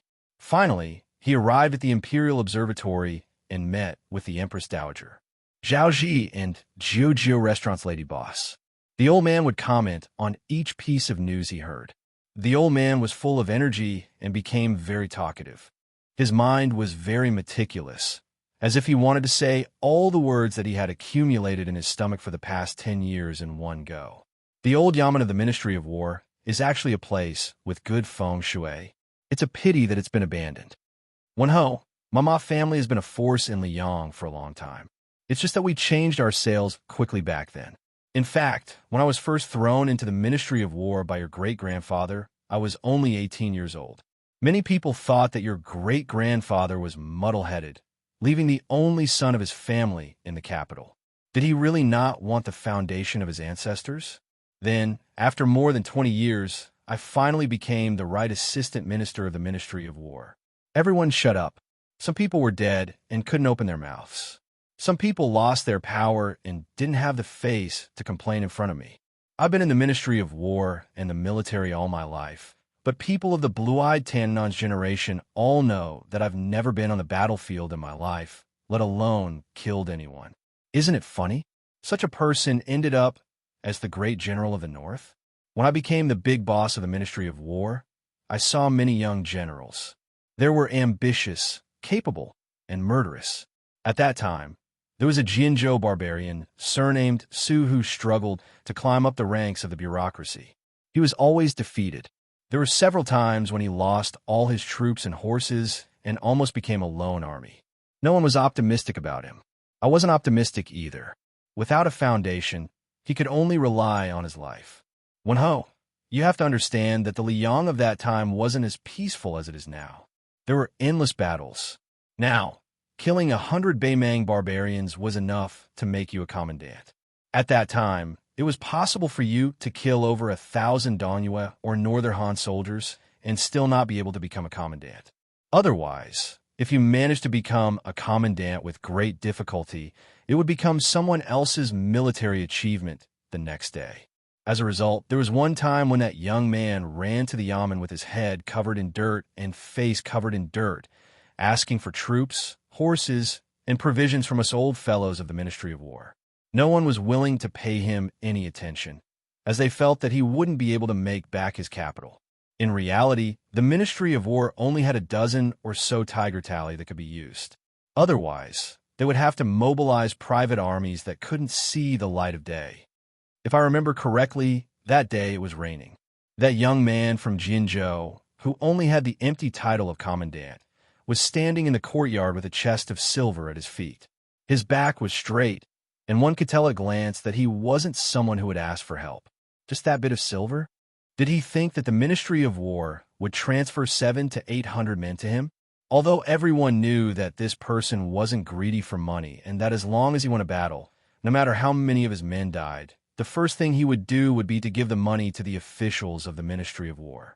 But of all things, this fellow shouldn't have killed a junior sent to his army by the Ministry of War when he lost a battle.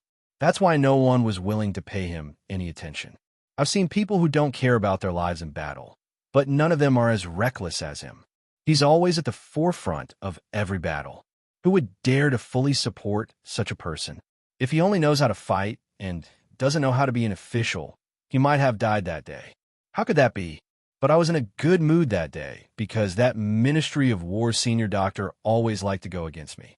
My idea was very simple, to discuss that Ministry of War senior doctor. So I walked up to that young man who I had never dealt with directly before and agreed to give him a troop of soldiers. Hearing this, Wenho curiously asked, "Did you win a huge victory very quickly?" The old man smiled and shook his head. We did win, and 3 times in a row at that. But the troops were all wiped out by that young man. Of course, I definitely earned back my capital. At that time, human life was the most worthless thing in the world, but once a strong young man put on armor and picked up a sword or spear, he could still be counted by the head. The Ma family's current foundation was accumulated bit by bit at that time. Many of the generals who originally ruled over a region also spent all their resources bit by bit at that time. Ma Wenho was speechless. Most of the young people of his generation didn't like to listen to the older generation's nagging about the wars of the spring and autumn period. They had heard so much since they were young that their ears had grown calluses. Ma Wenho was no exception. The old man sighed emotionally. You must have guessed that the Jianzhou commandant who needed to listen to your grandfather's mood and expression was Su Xiao. Later on, he was the butcher of Liang, and finally, the king of Belyong. Ma Wenho nodded lightly. The old man had never mentioned this matter to anyone before. Chapter 1633. As the old saying goes, those who are unjust are doomed to destruction.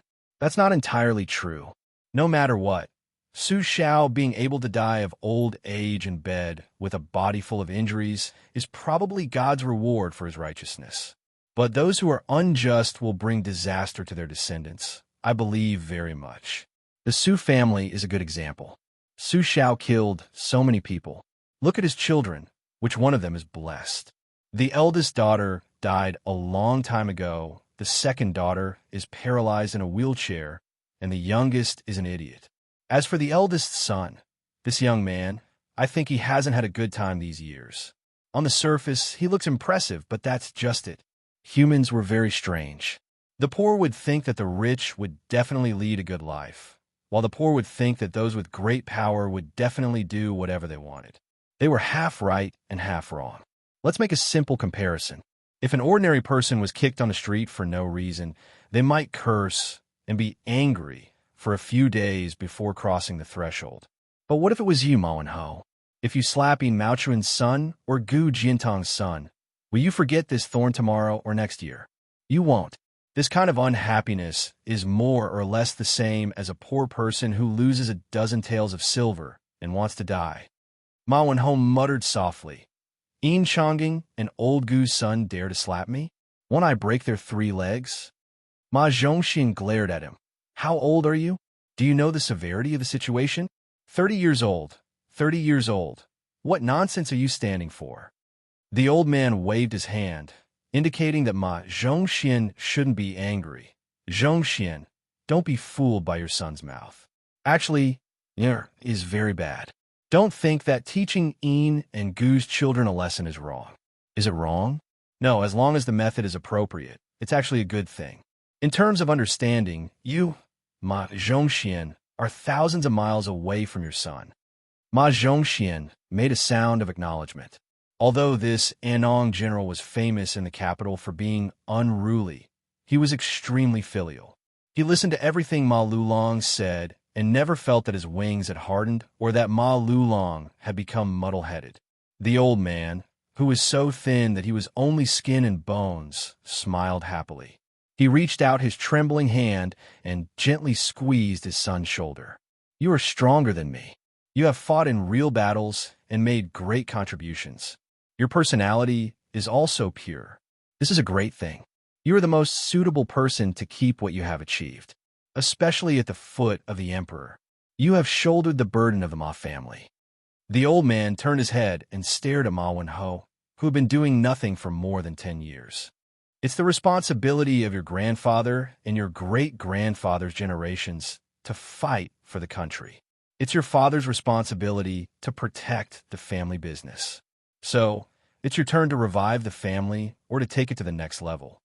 Marvin kept his mouth shut, not saying anything. Seeing his son's sickly appearance, Ma Zhongxian immediately felt a surge of anger. Just as he was about to flip out, he was glared at by the old man and immediately kept quiet out of fear.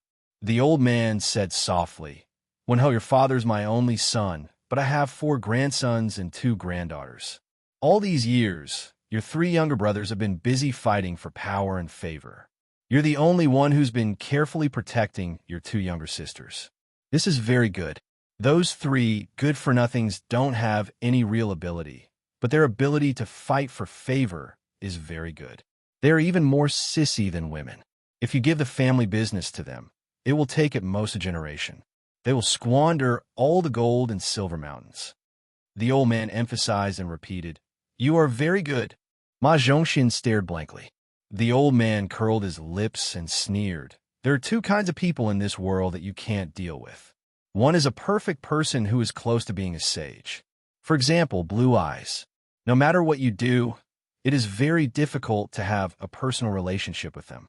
The other kind is people who have no bottom line. They are not afraid of people's bottom line. After all, you know what kind of person they are. Be careful. In the end, those who could avoid disaster and seek benefits were the only ones who did not have a bottom line. You never knew when they would bring you a surprise. Such people were like the previous heavenly official Zhao Yuling and the current left assistant minister of rights Jean Lanning. If you have a deep relationship with them, sooner or later, they will sell you out. You will feel wronged, but they will be smug. If the Ma family is a small family that needs to climb up the social ladder, it is a different matter. It is good enough to enter their eyes. But while the Ma family is not one of the wealthiest families in Great Peace City, they are barely in the top 10. Then you can ignore these people. Don't get close to either kind of people. Speaking to here, the old man gave a piece of advice to his son and grandson. Xianxia, don't think about making great achievements all day, especially don't think about going to Guangling Path to join the fun.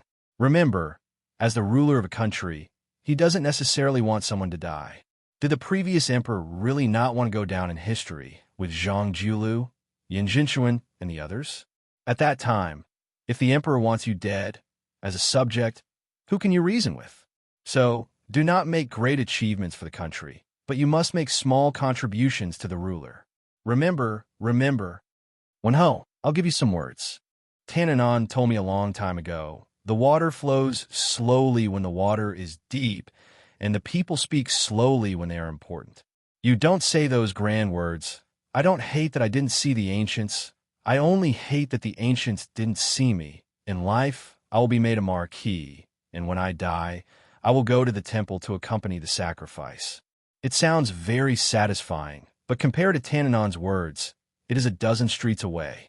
Some words should be kept in the stomach and should not be said. A man's ambition is not as obvious as a woman's after a few months of pregnancy. Ma Wenho chuckled. I don't like to talk about these things now. In the past, I was thinking that if one day I really made a name for myself, I would be able to write history books and use it directly. The old man laughed and scolded Brat. Ma Zhongxian felt a little wronged and said gloomily, Father, why are you scolding me, too? The old man squeezed out a smile and reached out again to pat Ma Zhongxian's head. You're also a brat. All right, I've scolded all three of you. Ma Zhongxian laughed, but there were already some tears in this rough man's eyes. Ma Wenho kept one hand on his grandfather's arm and the other on the old man's back. At this time, an expert of the Ma family close to 70 years old appeared at the door, his voice trembling uncontrollably. Su Fengyin has already killed more than 30 immortals at the gate of the Imperial Astronomer. The 1,200 heavy cavalry has not yet entered the battlefield. The general of the north, Ma Lulong, was somewhat absent-minded. Then the old man suddenly said sternly, Zhongxian, quickly enter the palace and meet the emperor. Even if you break your knees, you must stop His Majesty from using the heavy cavalry. Ma Zhongxian subconsciously stood up, but when he realized that the old man did not have long to live, he hesitated. The old man angrily rebuked, Idiot! I'm using the entire Ma family's face as a ladder for His Majesty to walk down from his high position. His Majesty can appoint anyone to be the commander of the heavy cavalry, but only you, Ma Zhongxian, cannot. Only in this way can Wenho hope to enter the center of power as quickly as possible. Ma Zhongxian wiped his eyes and left with large strides. Ma Lulong was panting heavily while Ma Wenho gently patted the old man's back. The old man smiled wryly. Let me lie down. If I can't hold on, there's no need to hold on. Ma Wenho carefully let the old man lie down. The old man held his grandson's hand and laughed softly. It's rare to live in the 70s. Grandpa is already in his 80s. What do you have to be sad about? Ma Wenho squeezed out a smile and said in a choked voice, "It's not that I despise my father for being stupid. Even if he curses, he won't hit the point. Grandpa has great wisdom. Even if he doesn't curse, I can still listen." The old man lay there quietly, already in a bleak state of breathing less than he breathed out. The old man calmly said, "Wenho, you're 70 and do as you please, not overstepping the rules." This saying is very interesting. Grandpa really believed it after 70. If you don't believe it, then you must live to this age. Your heart isn't calm enough. You need to study more. In the dead of night, you can go sit on those 8 steps more often. Ma Wenho grabbed the old man's hand and nodded vigorously. Ma Lulong slowly closed his eyes. "I was born earlier than you, Su Xiao, and I died later than you, Su Xiao. I finally won a round against you." When the old man finished speaking, he finally passed away. Now it's time for me to die. Chapter 1634. In the blink of an eye, this rain of swords from the bottom to the top had killed more than 30 immortals who had been invited by Li Yang to step down from the altar. However, the sword formation near the Imperial Astronomer was still rapidly rising into the sky. Each sword was like a raindrop. The densely packed tips of the swords pointed at the Imperial Astronomer at the same time. The Imperial Astronomer had unknowingly turned into a cage to trap beasts. The civil officials of the Imperial Court who were condemned by thousands of people would probably die without any illness. The generals on the battlefield would most likely become hedgehogs when faced with thousands of arrows. In short, they would not have a good ending. Now that the thousands of swords were hovering, ready to strike, the immortals who were pointed at by countless swords would not feel good. On a high wall about a mile away from the Imperial Astronomer, 2 spectators sat swaggering. One of them was dressed in snow-white clothes, and the other in a bright red robe.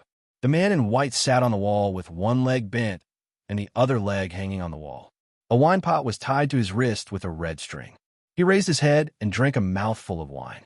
Then he laughed softly and said, "Peach Blossom Sword God, does this move look like the way I welcome guests in the heavy rain at the gate of Dunhuang City?" Dong Tai, who had been called out, finally appeared. He stood not far away from the white-robed Luo Yang and nodded. "It does, but the momentum is bigger than yours." The former number 1 devil of Beimang, or the current leader of Zhulu Mountain, Luo Yang, stared at the battlefield in the distance that could be said to be unprecedented. She pondered and said, "After being a lonely soul for 800 years, I have seen many ascended immortals and banished immortals. I know a little about the ways inside. More than 60 grandmasters of Longhu Mountain descended to the mortal world together. Due to the restrictions of the heavenly Tao, most of them are no more than Vajra realm physique and finger mystery realm chi.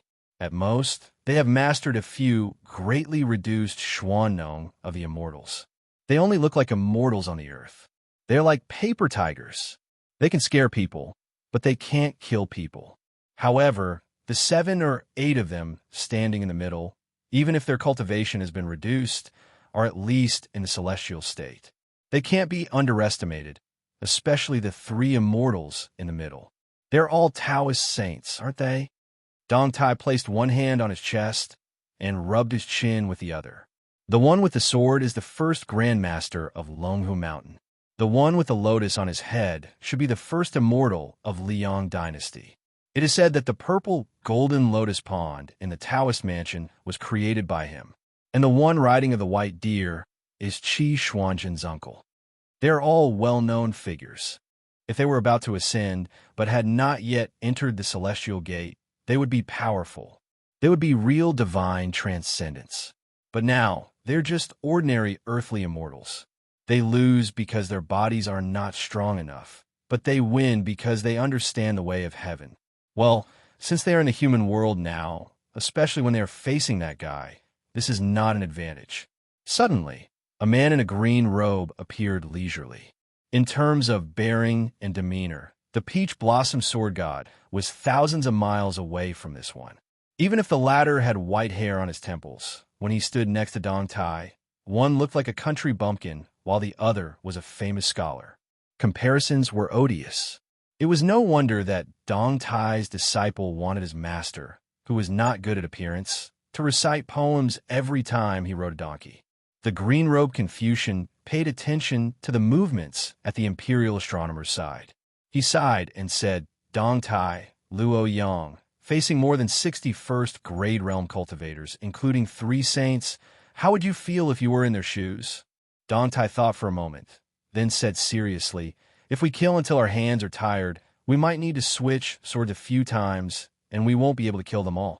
Luo Yang smiled and said, "It's not easy to kill, and it's not easy to escape."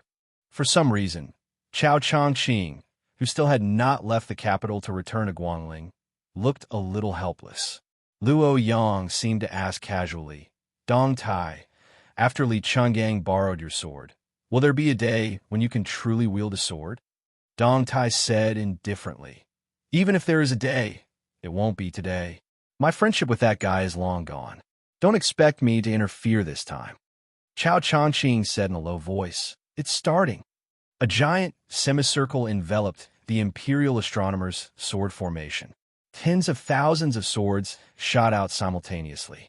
The deer riding Immortal lightly pulled on the reins, and the white deer beneath him took a light step forward. The white deer's hoof stomped down, and like a boulder thrown into a small lake, a vast ripple instantly spread out. It was like hearing the sounds of nature.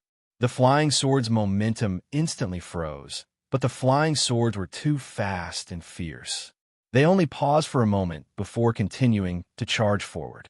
The white deer's second hoof stomped heavily on the ground, and the majestic chi once again spread out. The flying swords were once again slightly slowed. Using the earth as a bell, each time the white deer stepped forward, the immortal's voice would violently strike the bell. When the white deer was 30 steps away from the gates of the imperial astronomer, the flying swords that covered the sky like a swarm of locusts had already begun to slow down from their rapid flight. The 1,000-odd heavy cavalry on both sides of the street raised their blades to meet the enemy. The dense mass of flying swords pressed down, suffocating. Although their speed had greatly decreased, they still continued to descend with a momentum that could be slowed down but could not be stopped. As the saying goes, gods are 3 feet above one's head. Now, there were flying swords 3 feet above. Several cavalry did not believe this, and were even more unwilling to wait for death. They jumped high from their horses and slashed at the flying swords. The war blades were like knives cutting through water. They seemed to easily cut through the water, and the flying swords were unharmed. However, the flying swords that had been slashed by the cavalry's war blades were the first to leave the sword formation and disappeared in a flash. In the next moment, 6 cavalry seemed to have been pierced through by a crossbow and were nailed to the ground from the air. There were no tangible flying swords on their corpses, but a fist-sized bloody hole appeared on each of their bodies. They were seeking their own deaths. A cavalry commander saw that the situation was not good and angrily shouted, "Dismount." Without military orders, no one is allowed to draw their blades. The heavy cavalry dismounted and did their best to distance themselves from the flying swords. Chapter 16:35. The immortal riding on the white deer waved his sleeves casually, and a purple-gold lotus bud bloomed above the heads of the Ma clan's heavy cavalry and the Li clan's armored soldiers. It grew rapidly, swaying even though there was no wind. It was like 2 armies facing each other on the battlefield. Neither side dared to act rashly. The flying swords finally stopped moving and hovered in the air. The immortal raised a hand at the same time and made a grabbing motion in the air. He shouted softly, "5 mountains, hear my command." A towering mountain rose from under Su Fengyan's feet, lifting him up high. Around him, 4 immortal mountains with different auras rose slowly, each with its own majesty and danger. Su Fengyan took off the cold blade in its scabbard and used it to support himself on the ground. He placed both hands on the hilt and pressed it down gently. Not only did he stop the rising of the mountain under his feet, but the surrounding mountains also began to tremble. Belyang's sharp edge did not move for the wind and thunder, nor did it retreat for rain and snow. On the vast territory of Liang, the 5 towering mountains stood tall on the land of the Central Plains.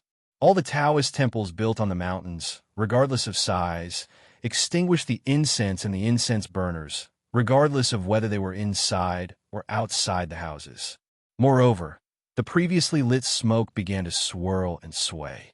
At the same time, 4 immortals flew out from the gate of the imperial astronomer. They stood on the peaks of the 4 mountains, and each took out a seal made of wood, copper, jade, and gold. The seal buttons were respectively azure dragon, white tiger, vermilion bird, and black tortoise.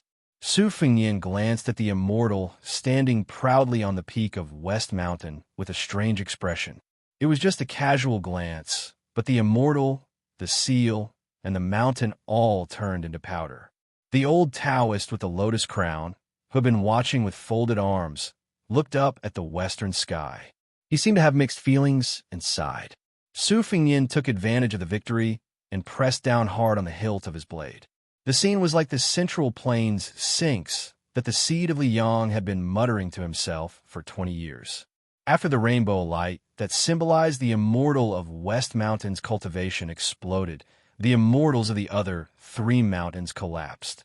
Su Fengnian slowly landed on the ground. When the tip of the cold blade's scabbard touched the ground, at the top of the 5 Peaks mountain, regardless of whether it was cloudy or sunny, a thunderclap rang out at the same time. This was what it meant when immortals fought and mortals suffered. The flying swords in the imperial astronomer's sky that had been stationary suddenly accelerated. The deer-riding immortal snorted coldly and pulled on the reins. The white deer, which was shrouded in immortal energy, raised its front leg high and stomped on the ground. The countless flying swords once again stopped in their tracks, but this time the swords trembled violently and buzzed. The purple-gold lotus flower that had been protecting everyone was withering at a speed visible to the naked eye. All the soldiers subconsciously shrunk their necks, their faces covered in sweat. Looking at the flying swords that were close at hand, they swallowed their saliva. The white deer immortal suddenly vanished. A streak of rainbow light entered the body of the heavy cavalry, and then this rider abruptly charged out of the formation, as fast as lightning. In the blink of an eye, he had arrived at Su Fengnian's side. Su Fengnian raised his scabbard and pointed a finger, and the golden-armored rider shattered with a boom. The colorful afterimage dissipated a few steps away from Su Fengnian. Su Fengnian did not move at all, his sleeves slightly fluttering. The streak of rainbow light suddenly transformed into 2 dots of golden light. With the golden-armored rider as the center, they drew 2 arcs in the air and crashed into the 2 riders on the opposite street. The 2 riders began to charge. Su Fengnian sheathed his scabbard. Before the 2 riders could reach within 10 paces, the golden-armored rider's head seemed to have been pierced by an arrow, and he died on the spot. The 2 dots of golden light split into 2, and the 4 heavy cavalry soldiers began to charge toward their deaths. The flying swords that Su Fengnian used to block Xianxia's sword had already appeared. The flying sword that destroyed the enemy was the box of miniature flying swords that Dong Tai had given him in the Eastern Sea. After the battle of life and death with Han Xianxia, Su Fengnian had secretly replenished the 12 flying swords that had a perfect sword embryo. Wherever his mind willed, the sword would be there. Black armor, childhood sweetheart, morning dew, spring water, peach blossom, moth, vermilion bird, yellow tree, mayfly, gold-threaded tai. On the platform of the general, the brave soldiers were summoned. The 4 golden-armored riders were like eggs striking a stone. The 8 golden riders arrived again. After the death of the 8 riders, there were 16 riders surging forward. Su Fengnian's 12 swords were like a lightning pool. The golden-armored cavalry swore not to stop until they broke through the lightning pool. From afar, Dong Tai had an undisguised smile on his face. He clicked his tongue and said, "This time, you've learned from me." Luoyang said unhappily, "Just for show." Dong Tai raised his eyebrows and said, "It's just for show and practical use. Don't speak against your will, right?" Chao Changqing listened to the quarrel between the 2 great grandmasters who were both ranked in the top 14 of the martial arts evaluation. He found it rather funny and said, "What's there to argue about?" At the two ends of the street, no less than 200 golden-armored riders began to charge together with their spears. The large expanse of golden light reflected in their eyes made them feel as if they were in the majestic heavens.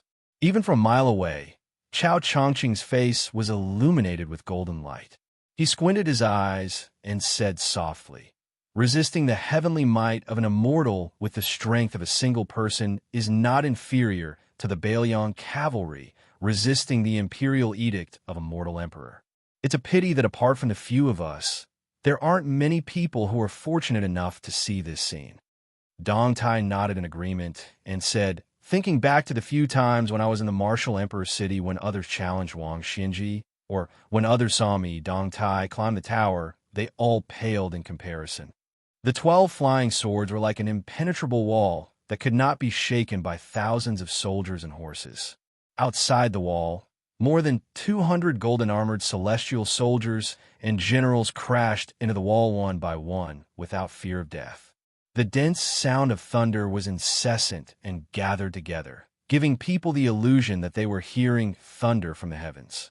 Many martial arts masters who were closely watching the movements of the imperial astronomer had no choice but to retreat. It was not that no one wanted to stay, but these masters were horrified to find that they were bleeding from their 7 orifices. When they wiped their hands, they were covered in blood. Only Wu Jian, the ancestor of the Wu family sword tomb, Chai Qingshan of the Dongyue sword pool, and a few other grandmasters were able to continue. The following scene stirred people's hearts. More than 400 golden-armored celestial soldiers charged towards a young lord outside, the imperial astronomer from the left and right. The light was so dazzling that it was as if the sun had risen from the eastern sea on the same day. A red sun rose from the imperial astronomer. Chapter 1636. The sun rose in the east. Even the citizens of Great Peace City were attracted by this soul-stirring scene and looked up. Mount Hui, purple-robed, Xianyuan Qingfeng had arrived at the Jiujiu restaurant at some point. She ordered the signature mutton hot pot from a young waiter who recognized her at a glance. She expressionlessly picked up her chopsticks. There was someone who was closer to the imperial astronomer than Wu Jian and Chai Qingshan, and even closer than Luo Yang, Dong Tai, and Chao Changqing. The young girl stood at the foot of a high wall. She reached out her hand to adjust the slanted sable hat that covered her eyes. No one knew when she had arrived. Not only did the immortals at the entrance of the imperial astronomer not notice, even Su Fengyan, who was focused on fighting the enemy, did not notice.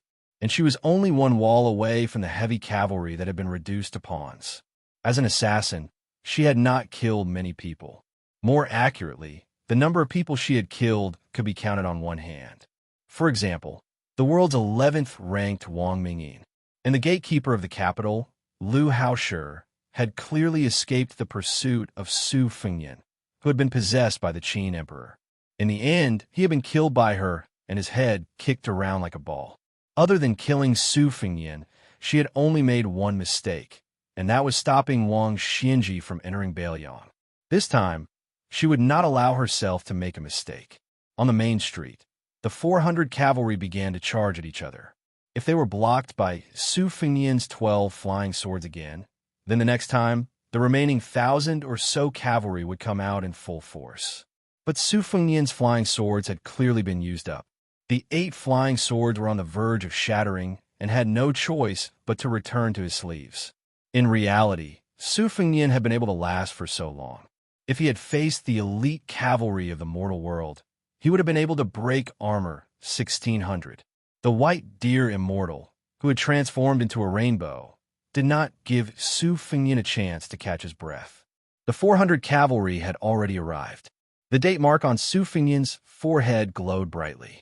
A trickle of blood seeped out of the corner of his mouth. He raised his hands and began to form a sword. In his life, he had only used the 3-foot sword to kill dragons. Azure dragon sleeves. Back in the day, the old man with the sheepskin fur coat threatened to teach him this sword move that was as famous as the sword opens the gate of heaven. When he was young, His Royal Highness was still puzzled about how the one-armed old man had 2 sleeves. 60 years ago, There was only one person in the vast Jianghu. After 60 years, the sort of great snow plateau came. The unveiling of the young swordsman was to ride his sword and laugh loudly over Guangling. The old man's curtain call was at the riverside of Guangling, where he broke 2,600 pieces of armor with a single sword strike. When he entered the Jianghu, he was stunning. When he left the Jianghu, he was carefree. This was Li Chungang. For 1,000 years, there was only one person whose sword Dao could stand shoulder to shoulder with Ancestor Liu. It was Li Chungang. Chao Chongqing and Dong Tai widened their eyes almost at the same time. Even the two Earth Immortals among the 4 Grandmasters of Wushu reviews were somewhat confused and shocked. They could vaguely see an old man wearing a sheepskin coat standing beside Su Fengyan. This time, his appearance was different from the similar appearance on the streets of Mawei Post Station. This time, it was a divine resemblance. The hunchbacked old man stood behind the young vassal and smiled. "Brat, let's say goodbye this time.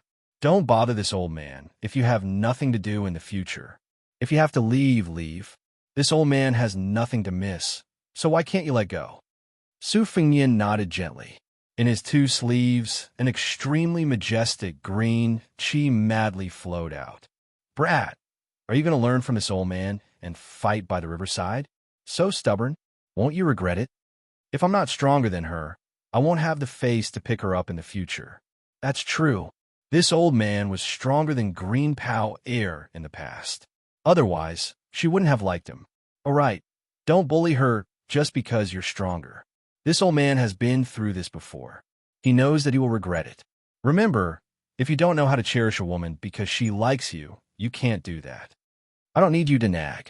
Brat, in the past, it was always you who acted cool. Why don't you take a good look at the last time? Sure. The 2 green dragons in his sleeves, one on the left and one on the right, were like a flood bursting through a dam, each like a great river rushing east and west. Li Chunggang's figure gradually dissipated, his eyes filled with nostalgia and agitation. Finally, he softly said, "In the 100 years of Jianghu, there was me, Li Chungang, and Wang Xinji took over. Now, there's also you, Su Fengyan. There's no harm in not having wine."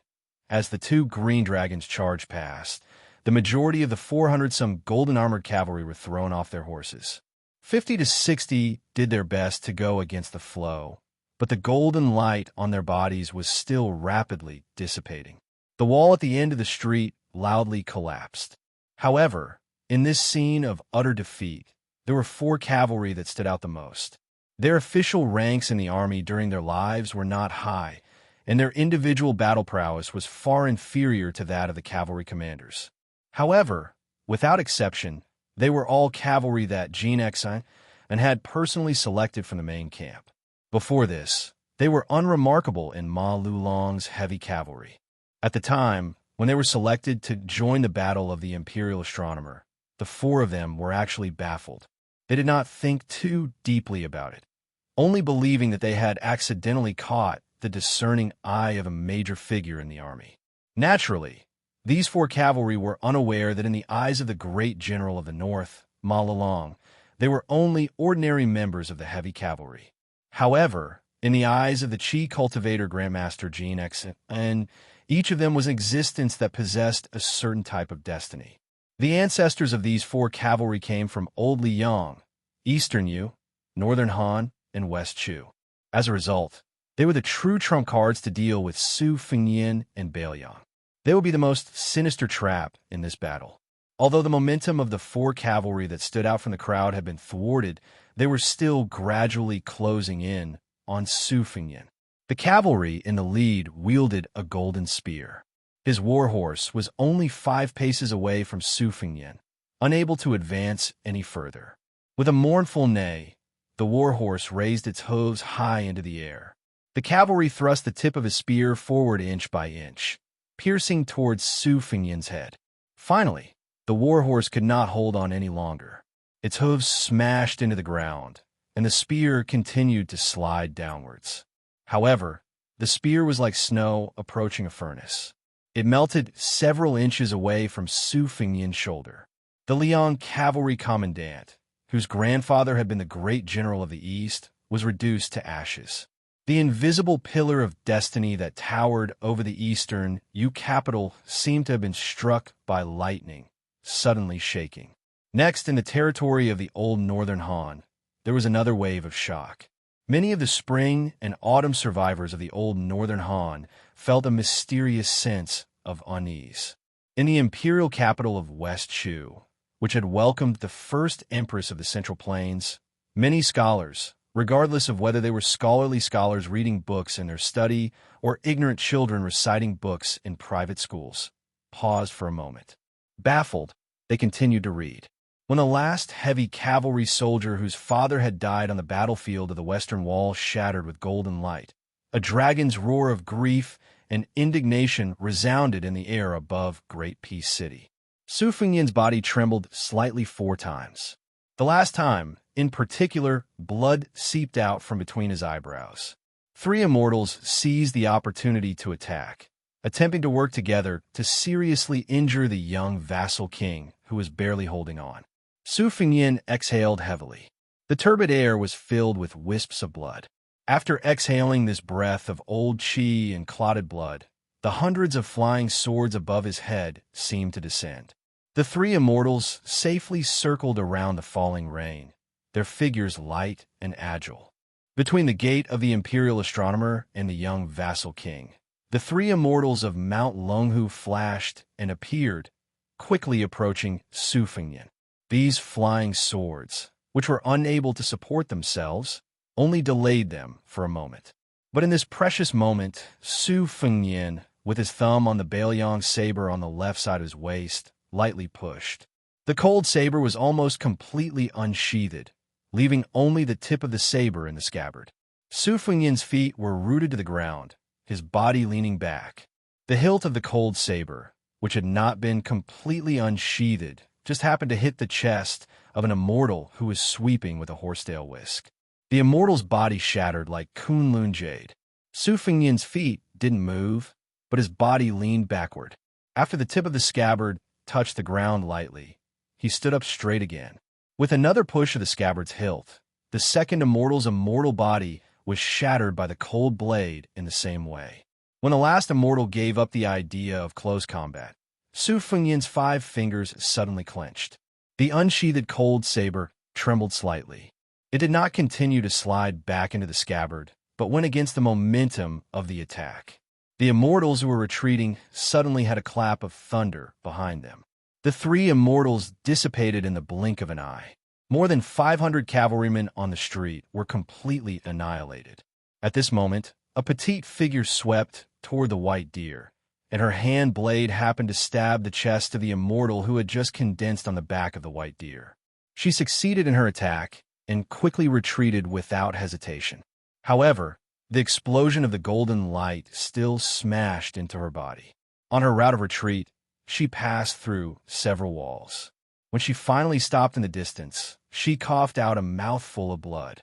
Then she adjusted her mink hat, raised her arm to wipe the corner of her mouth, and lightly leapt up to sit on the wall.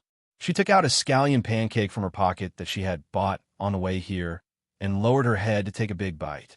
Chao Changqing and Dong Tai looked at each other and smiled. Killing an immortal and eating a pancake, they really brought out the best in each other.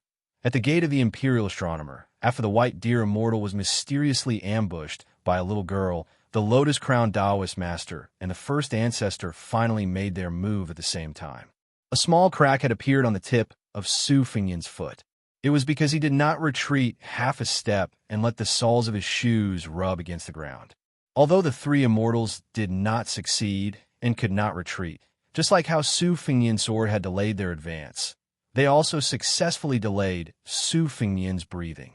The first ancestor of Mount Longhu floated over with the sword in his hand. Su Fengyan had not recovered his breathing and still forcefully clashed with the first ancestor.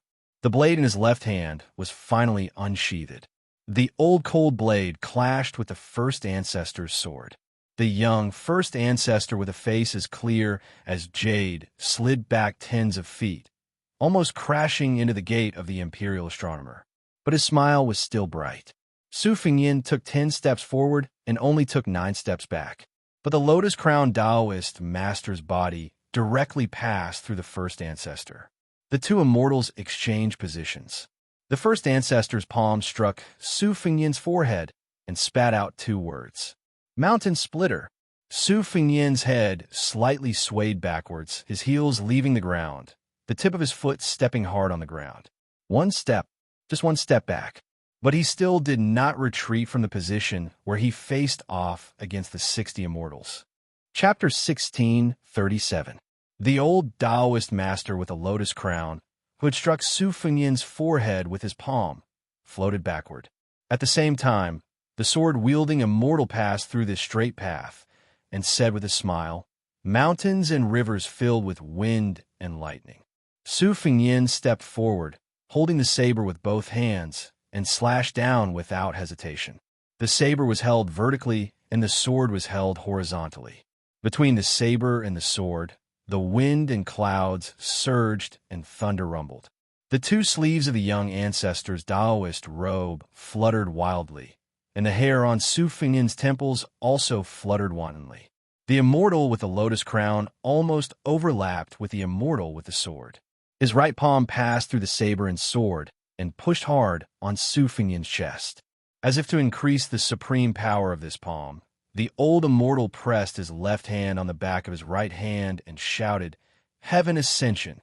Layer after layer of vigorous strength, like an immortal ascending the stairs, endlessly passed through Su Fengyin's chest, to the extent that Su Fengyin's back, which corresponded to his chest, suddenly fluttered. Su Fengyin's lips moved slightly, but he didn't make a sound. His face was pale and purple. Saber 9. The next moment, the 2 immortals stood side by side at the entrance of the Imperial Astronomer. Although they did not show any lingering fear on their faces, compared to their previous calmness, they were a little more dignified. Su Fengyin did not retreat. Instead, he advanced. The immortal with the sword waved his sleeve, raised his arm, and held his sword horizontally, as if he was going to block the young lord's path. Su Fengyin's chest and back were already bleeding. Between his eyebrows, there was a shocking crack, but he still rushed forward. Chao Changqing was a little speechless. Dong Tai sighed and said, "This is really going to be a desperate fight." It turned out that the man and the immortal had exchanged a move. It was a very simple move.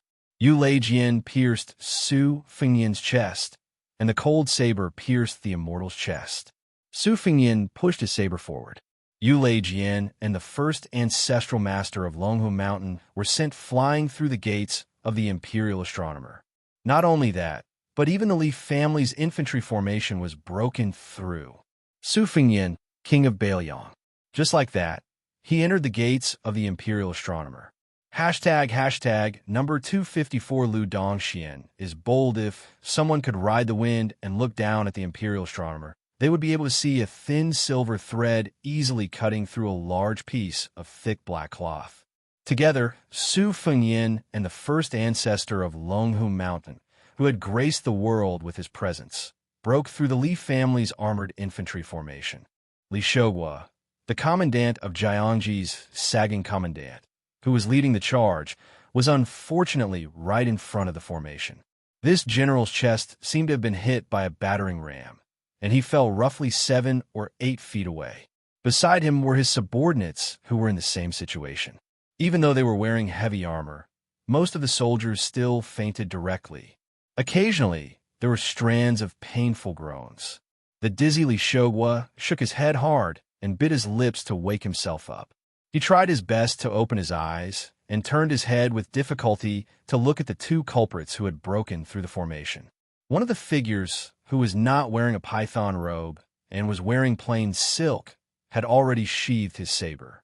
He waved it gently and directly shook off the chaotic purple lightning on the tip of the saber. His back was soaked in scarlet blood, like blood in snow, and was particularly eye-catching. To Li Shogua's horror, a fist-sized hole appeared on the chest of the sword-wielding immortal. However, what was even more inconceivable was that the sword-wielding immortal still had a nonchalant expression on his face. The sword-wielding immortal's body was like a woman whose finger was pierced by an embroidery needle, causing a drop of blood to appear. The old Taoist with the lotus crown stood beside the sword-wielding immortal. The sword-wielding immortal stared at the young king and said with a smile, "It's okay. This guy still hasn't used Baliang's providence. Since he's so arrogant, it doesn't matter if he gets stabbed 7 or 8 more times. It's not a loss for me to exchange my life with such a method." Unlike the various auspicious signs of other immortals, the old Taoist with a lotus crown on his head was wearing an old and ordinary Taoist robe. He did not have the purple and yellow color of the Taoist master's residence. In fact, this was normal. As the first immortal protector of the old Liang, the Dragon Tiger Mountain had not yet risen at that time. Although it had proclaimed itself as the ancestral court of Taoism, the orthodoxy of the world still only recognized Wudong, which had produced many immortals of the Great Feng dynasty. Although the old Taoist had attacked Su Fengyan twice, his aura was completely different from most of the younger immortals of the Zhao family. At this time, the old Taoist looked at the young king who still had not taken a breath and sighed. "Why bother? Su Fengyan, do you know how many things you've given up along the way? Zhen Wu's Dharmakaya, Emperor Qin's aura, it's not a big deal. After all, the things of hundreds and thousands of years are too fleeting. But now, you don't even care about your life in this life." Su Fengyan ignored the old Taoist question and looked up at the heavenly platform of the imperial astronomer. Both sides knew that when Su Fengyan took a breath, it was the time for the sword immortal and the old Taoist to attack with all their strength. Whether the Taoist was a foot taller or the devil was 10 feet taller, each would show his or her magical power. The reason why the old Taoist had the mood to chat with the young king was not because he had good intentions. It was just that the two of them had a higher chance of winning if the battle dragged on. Their immortal bodies could be broken, but they would not be injured. However, Su Fengyan was different. The so-called land immortal was still a human after all. Even the celestial being Gao Shulu, who had been punished by heaven, could not be compared with a real immortal in terms of physique. The thing that really puzzled the two ancestors of Dragon Tiger Mountain was that Su Fengyan knew that immortals had no impurities and could not be hurt even by divine weapons. However, as long as there was impurities, it would be fatal. It would directly reduce the good karma accumulated in several or even dozens of lifetimes. Therefore, Su Fengyan's real weapon was not the ordinary Baliang saber, but Baliang's fate. Su Fengyan withdrew his gaze and suddenly smiled. "Old Taoist, I'm very grateful for the 2 moves of Mountain Splitter and Heaven Ascension. I don't return the favor." Before he could finish his words, Su Fengyan had already disappeared and appeared in front of the old Taoist without any warning. His cold saber swept across the old Taoist's head. The old Taoist smiled and put his hand behind his back. He took a few small steps back. Lotus flowers bloomed under his feet. His figure was elegant, but his clothes did not move at all. The celestial being did not overstep the rules. The young king did not seem to realize that his efforts were futile. The cold saber continued to sweep. However, just when the old Taoist was about to stand still, another Su Fengyan appeared in front of him. He followed him like a shadow and continued to maintain the same posture. The cold saber swept across the old Taoist's head. The old Taoist took a few more steps to the side, strolling leisurely, and dodged the sharp cold saber. Although it was the same as the invincible Vajra described in the Buddhist scriptures, the old Taoist did not believe that this young man really did not know how to play tricks. He did not believe that this young man would stupidly use the cold saber to chop people from the beginning to the end and then exhaust himself to death. This young king of the Northwest who had ascended to the top of the human world was originally a difficult opponent with endless tricks. Especially when he even killed Wang Xianji, it was hard to guarantee that he did not have any hidden skills. The old Taoist was happy to wait and see.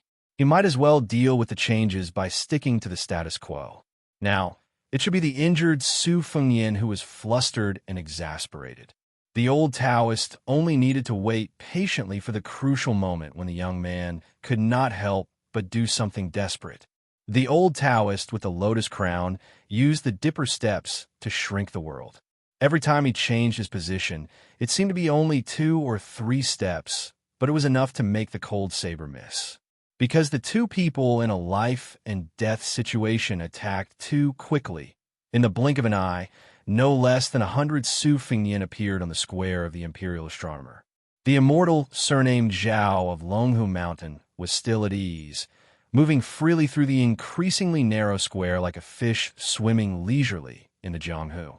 The first Grandmaster of Longhu Mountain, holding the seal Sword Yulei, was not in a hurry to rescue the Su Fingyan. 1. There was no need for him to do anything. 2. Every moment that passed meant that the rope around the neck of the approaching Su Fingyan was getting tighter and tighter. The person holding the rope just so happened to be the Su Fingyan himself. His right hand held the sword in front of him in a standing sword stance. His left hand bent his thumb and lightly pierced his index finger. Then he began to draw seals on the peachwood sword that was rumored to have killed countless demons and monsters. The blood that flowed out of his index finger was not bright red, but pure white. Moreover, it was bright and resplendent, like the bright moon hanging from his fingertip. Several chi channels that had been suppressed by various buildings in Great Peace City quickly surged toward the imperial astronomer. When the seal was formed, victory was already in his grasp. Chapter 1638. The lips of the always youthful and elegant immortal curled up. Can you tolerate me drawing seals so openly? In the eyes of the Liang soldiers who did not have outstanding martial cultivation, dozens of King of Baoyang appeared in the square in the blink of an eye. In another blink, there were more than 100 people. The 1,000 or so soldiers of the Li family who had not been knocked unconscious were all dumbstruck and could only stare. Deep in their hearts, these Liang elites had complicated feelings. They were more wary and fearful of the arrogant and domineering young king, but their hatred was less. It seemed absurd, but the logic was actually very simple. In the early days of the Jianghu, how many beauties in the world did not love Li Chungang? How many martial artists in the world did not revere Wang Xinji? To be with them and live in the world, as long as it did not involve irreconcilable personal grudges, most people would yearn to be with them. Li Yang's reverence for martial power was based on iron hooves and knives. Qi Jiajia was dressed in white.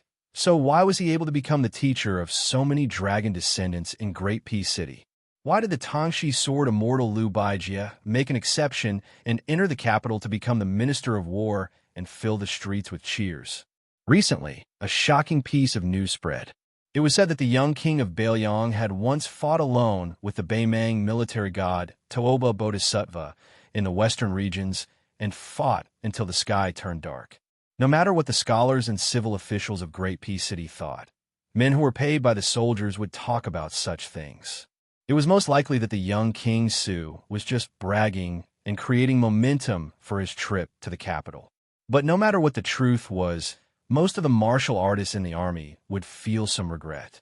They would wonder why the Su Fingyan did not simply kill that Toba Bodhisattva in the western regions. If he had really taken his head, then they, who lived off the soldiers of the emperor, would just be a bit more virtuous when they scolded him in the future. On the contrary, the Li family's armored soldiers had initially revered the immortal who treated human lives like grass, but they quickly developed a sense of enmity.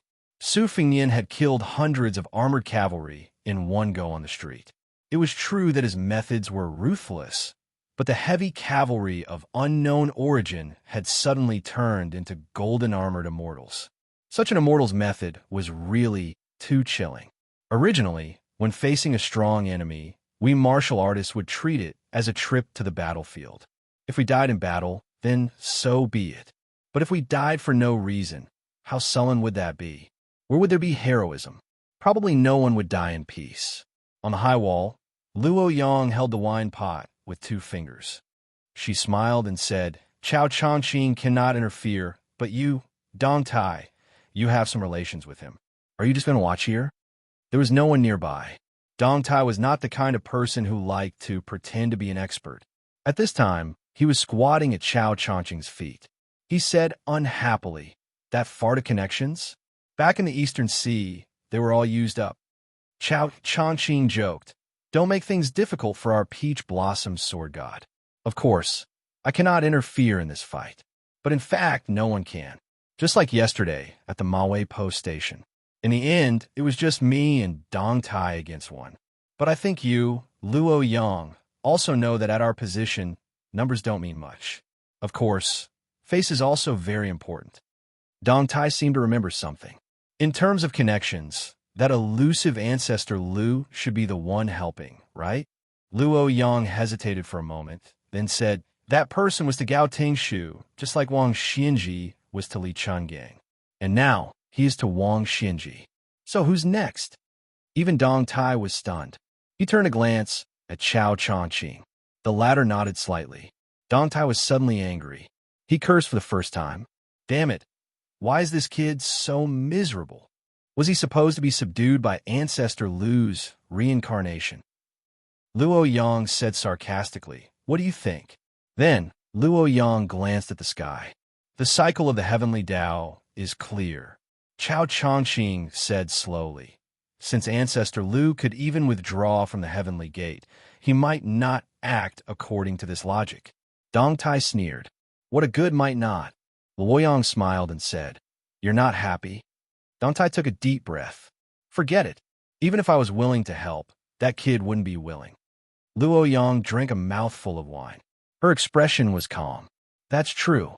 Dong Tai suddenly stood up.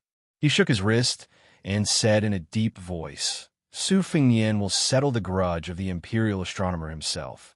Dying here is his fate. Anyway, if he survives today, his future might not be good. But Xia Guaning, that nimble old rabbit, Dong Tai, will properly pursue him this time. After passing Xiangfan City in Qingzhou, one would reach the middle and lower reaches of the Guangling River. A young Taoist priest and his disciple sat cross-legged on the riverbank. The little Taoist boy began to doze off as he pondered. The young Taoist priest didn't reprimand him. Every time the little Taoist was about to fall, he would reach out and support him. This young Taoist priest in plain robes was Li Yufu, Wudong's current leader. He brought his disciple Yufu along the Guangling River to escort the arowana into the sea. Suddenly, Li Yufu's body trembled. He heard two words softly, Yufu. Li Yufu slowly turned his head and saw a young Taoist priest sitting beside him with a warm smile. The Taoist priest and his disciple Yufu sat on Li Yufu's left and right. Li Yufu's eyes were filled with tears. He was about to stand up and bow. The man quickly waved his hand and said, Don't. We don't do this on the mountain. But Li Yufu still insisted on standing up. He was respectful and choked with sobs. I'm Li Yufu. Greetings to the young martial uncle. The young Taoist priest, who was called Young Martial Uncle by Li Yufu, looked helpless. You're just like senior brother Yu. I'm afraid of you. When we were on the mountain, even the eldest senior brother who was in charge of discipline was not as particular as senior brother Yu. At that time, His Royal Highness would give out books after beating people. Well, you know, the kind with more pictures than words. Every time eldest senior brother found it, he would not throw it away. Only senior brother Yu would pull my ear and scold me when he found it. So, Yufu, if you meet a young Taoist priest on the mountain who secretly hides such books, just scold him. Don't beat him. It's okay if you really want to beat him. But remember to tell him that when you are successful in cultivation, you will return the books to him. That's what eldest senior brother told me. You see, didn't I become successful in the end? Li Yufu raised his arm and wiped his eyes. He smiled knowingly. The young martial uncle of Wudong Mountain was Li Yufu's young martial uncle. It could only be Hong Shixiang who rode a green ox and smiled when he met people. The young martial uncle looked at the torrential Guangling River across the Central Plains. He was lost in thought for a moment and then said, I had no choice but to leave in a muddy water. This time, other than want to say hello to you personally, I also want to borrow your sword. Li Yufu didn't look confused at all. He just nodded solemnly. Hong Shixiang looked up at the sky. I didn't go that year, and I won't go in the future. So, I have to trouble you with that matter. Li Yufu's eyes were clear and firm. Don't worry, young martial uncle. The two stood up together. Hong Shixiang patted Li Yufu's shoulder and smiled. You're more responsible than me. If only you went up the mountain earlier. I'll definitely lend you the books. Li Yufu smiled. There was no thought of the tall image of young martial uncle collapsing in his mind. This kind of young martial uncle was exactly his young martial uncle.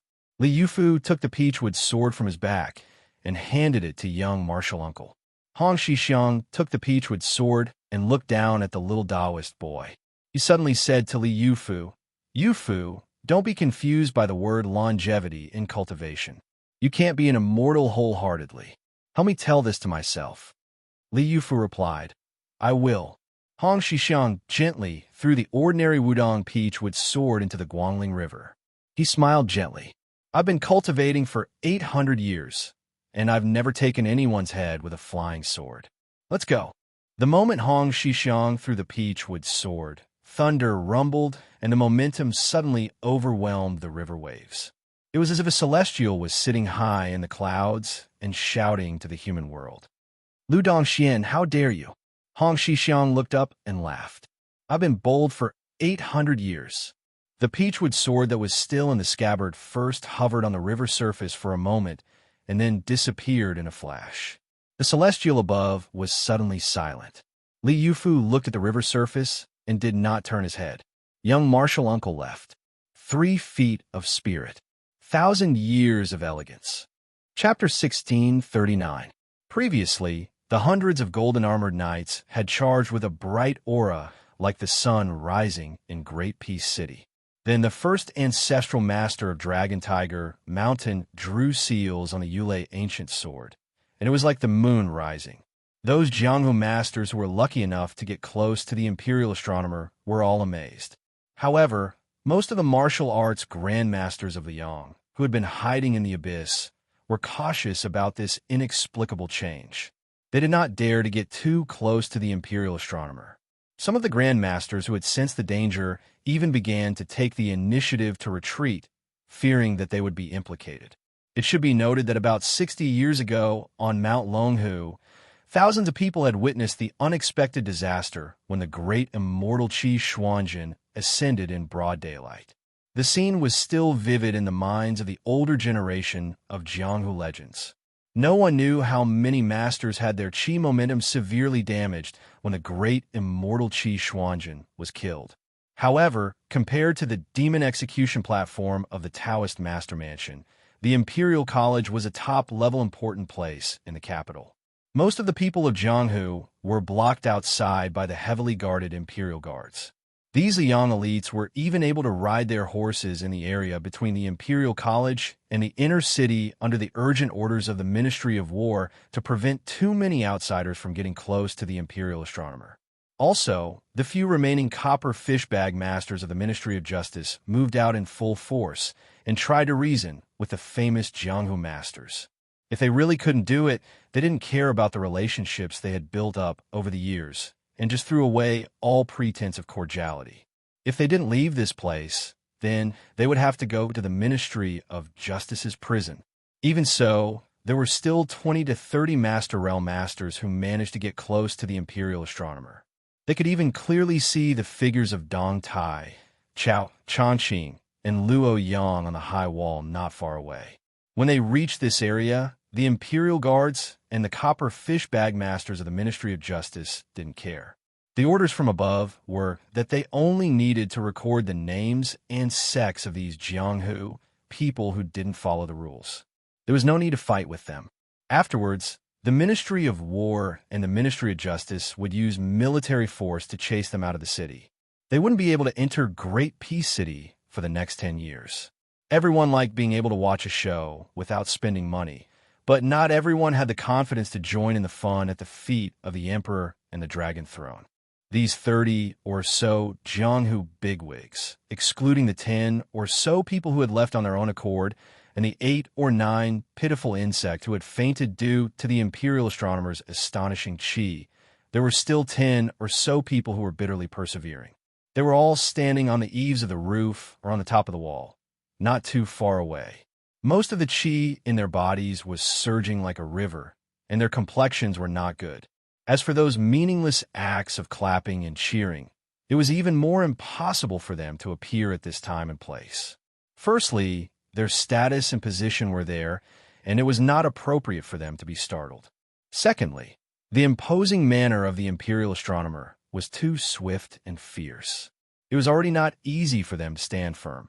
So how could they pretend to pass judgment on the world? After Xianxia of the Dongyue sword pool and his 2 disciples tossed the 8 or 9 unlucky fellows far away, they came to the roof of a restaurant. A young girl in white, who carried so many swords on her back that she looked like a sword seller, stood beside her master. This young beauty from a famous sect, with her fluttering white clothes, already had the demeanor of a fairy. The young man, Song Tinglu, who only had a long sword, threw an unconscious burly man to a group of Imperial Army cavalry with a dark face. Panting, he returned to the side of his master and junior sister and complained, "If you have the strength, you should just hit a few kilograms of iron. I really don't know what these fellows were thinking. If it weren't for us cleaning up the mess, they would have really died here. Decades of hard work and cultivation, and they lost their lives for no reason. Is it worth it?" Xianxia did not expel the sect leaders, or itinerant immortals who were considered famous in the Liang River Lake. He chuckled softly and said, "This kind of risky action seems absurd and laughable, but it is actually in accordance with the rules of Jianghu. When they leave Great Peace City and go to the counties and counties, they can tell others about this unprecedented battle and tell others that they were only a few feet away from the king of Belyong. Just imagine how much glory it will bring to them. When you are in Jianghu, especially when you have reached a certain height, the superficial things are sometimes more useful than the reputation you earned with your fists. For example, the day before yesterday, I chatted with Liu Baijie, the sword immortal of Tangxi, who was the Minister of War. Yesterday, I had a sword discussion with Mr. First, Qi Jiajie. Today, I saw the king of Belyong fight with my own eyes. Which of his moves were truly profound, and which of his moves were actually similar to my own sect's guarding skills? These are all golden signboards and great topics of conversation that can sway the minds of the listeners." The young man pointed at the imperial astronomer, who was still far away from them, and rolled his eyes. "That's only a few feet away. It's almost 2 miles away." Lord Chao, the peach blossom sword deity, and the white-clothed devil, the 3 great grandmasters, don't even dare to say that they're only a few feet away from the imperial astronomer, okay? Can these people be any more shameless? Song Tinglu's voice was not soft. Not far away, the youngest of the Jianghu seniors who were already in their 40s heard him clearly. However, none of them blushed.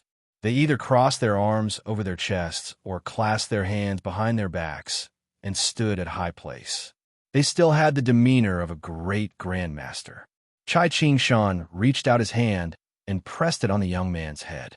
He smiled bitterly and said, "You don't know how expensive oil and salt are until you are in charge.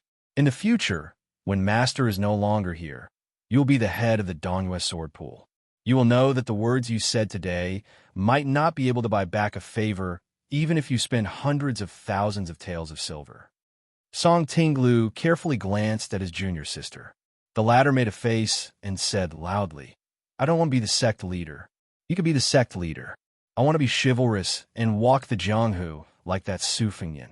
As long as he has walked through the provinces, climbed the famous mountains, and entered the restaurants and tea houses, I want to walk through them all." Song Tinglu's lips moved slightly, but in the end, he could not say a single harsh word. Was it true that behind every junior sister who was moved by love and did not hesitate, there was a senior brother who was her childhood sweetheart who was secretly sad? Chapter 1640. Xianxia suddenly reached out and grabbed Shan Yi and Song Tinglu. He said in a deep voice, "Aside from winning reputation, you can also use the opportunity to practice martial arts. The key is whether you can calm down and comprehend the heavenly Tao. It's not without reason that Martial Emperor's city was so lively back then. Xinyuan Qingfeng set up a father-son game and a grandfather-grandson game on the snowfield. Why were there so many people watching? It's actually very simple. There are opportunities in it. Next, if Chao Dingluo and the other 2 fight, you must open your eyes wide to see the essence of it. It will be very beneficial for your martial arts cultivation in the future. Among them, Dong Tai's fight is the most important. After all, this peach blossom sword god is very likely to use his sword today. Whatever master knows, he will definitely teach you. You will definitely be able to learn it. It's just a matter of time. However, to witness Deng Tea's sword with your own eyes, this might be the only time in your lives. The girl seemed to not care about her future at all. She asked with a heartless smile, Master, he will definitely win, right? Chai Ching-shan subconsciously looked at the cloudless sky and murmured, God knows. Song Tinglu began to count in his heart. Han Shengxian, Wang Xianji, Sui Shiegu, Qi Jiajia, Chao Chongqing, Dong Tai. He knew of these fights, but Su Fengyan either won or tied. He actually didn't lose a single fight. The young man couldn't help but feel a little indignant. One had to know that the swordsman with a wooden sword whom he admired didn't seem to have won a single fight in Great Peace City. The first ancestor of Longhu Mountain was drawing talismans smoothly. Even if this immortal deliberately slowed down to increase the thickness of the talisman, the young king still showed no signs of stopping him. The closer it was to the end of the fight, the more the odds of victory favored Longhu Mountain. The old Taoist with the lotus crown looked more and more solemn, and he even couldn't suppress his fear. Not to mention the old Taoist who had achieved the status of an immortal after several generations of good deeds. Even before he ascended, he had been guarding the old Liang dynasty for 30 years as the immortal protector. He had never experienced such a strange feeling. The Taoists cultivated tranquility. The secular world thought that the so-called tranquility of the heart was like a pool of stagnant water. In fact, that was not the case. When the heart rippled, the state of mind would still have tranquility amidst the movement. That was true tranquility. This was somewhat similar to the movement of the Buddhist heart banner, but it was also different. An immortal's Tao heart was stable without impurities. If an immortal's body was stained with impurities, it might not cause the Tao heart to shake. However, if there were cracks in a ladder, it would definitely affect the true impurities. Therefore, the lotus-crowned old Taoist knew that he had to follow his heart. Immortals followed their hearts and followed the will of heaven. The old Taoist was no longer rigid like the fish swimming under the bridge that the Taoist Saint Lao Zhuang had mentioned. As an immortal in heaven who had already jumped over the Dragon Gate, he wanted to jump out of the water to take a look and take the initiative to merge with the heavenly Tao. Then, the old immortal tapped the ground with the tip of his foot and leaped into the air. As the lotus-crowned old Taoist rose into the air, a young lord rose with him. The cold knife in his hand was still in the boring horizontal knife style. When his body was almost at the same level as the beam of the Tongtian platform, the old Taoist waved his sleeve and stretched out his jade-white palm. His palm faced up and then suddenly pressed down. He laughed loudly and said, Where the Dharma seal shines, it shines brightly. All evils retreat. Not only did the young lord in front of the old Taoist disappear, but hundreds of young lords in the square also disappeared in an instant. They were like ghosts in the night who suddenly encountered the sun in the sky. The old Taoist looked around and did not see any Su Fengyan. The lotus-crowned immortal shouted softly and raised his hands up. The Taoist is 1 foot tall, and the devil is 10 feet tall. Su Fengyan came to the top of the immortal's head. He held the knife in his left hand and chopped down. At this moment, the old Taoist sneered. How can such a small trick deceive the heaven's heart? The old Taoist's hands did not move, but at the same time, the old Taoist also transformed into 4 immortals in front, back, left, and right. 4 Dharma forms. Each formed a lotus golden body. He stretched out his palm, and a lotus bloomed in his palm. His 2 fingers were together like a sword and pointed to the sky. His 5 fingers opened and then clenched. A light beam went straight to the sky. It was like holding a long spear that penetrated the heaven and earth. But the 5 Su Fengyan flashed and disappeared in an instant.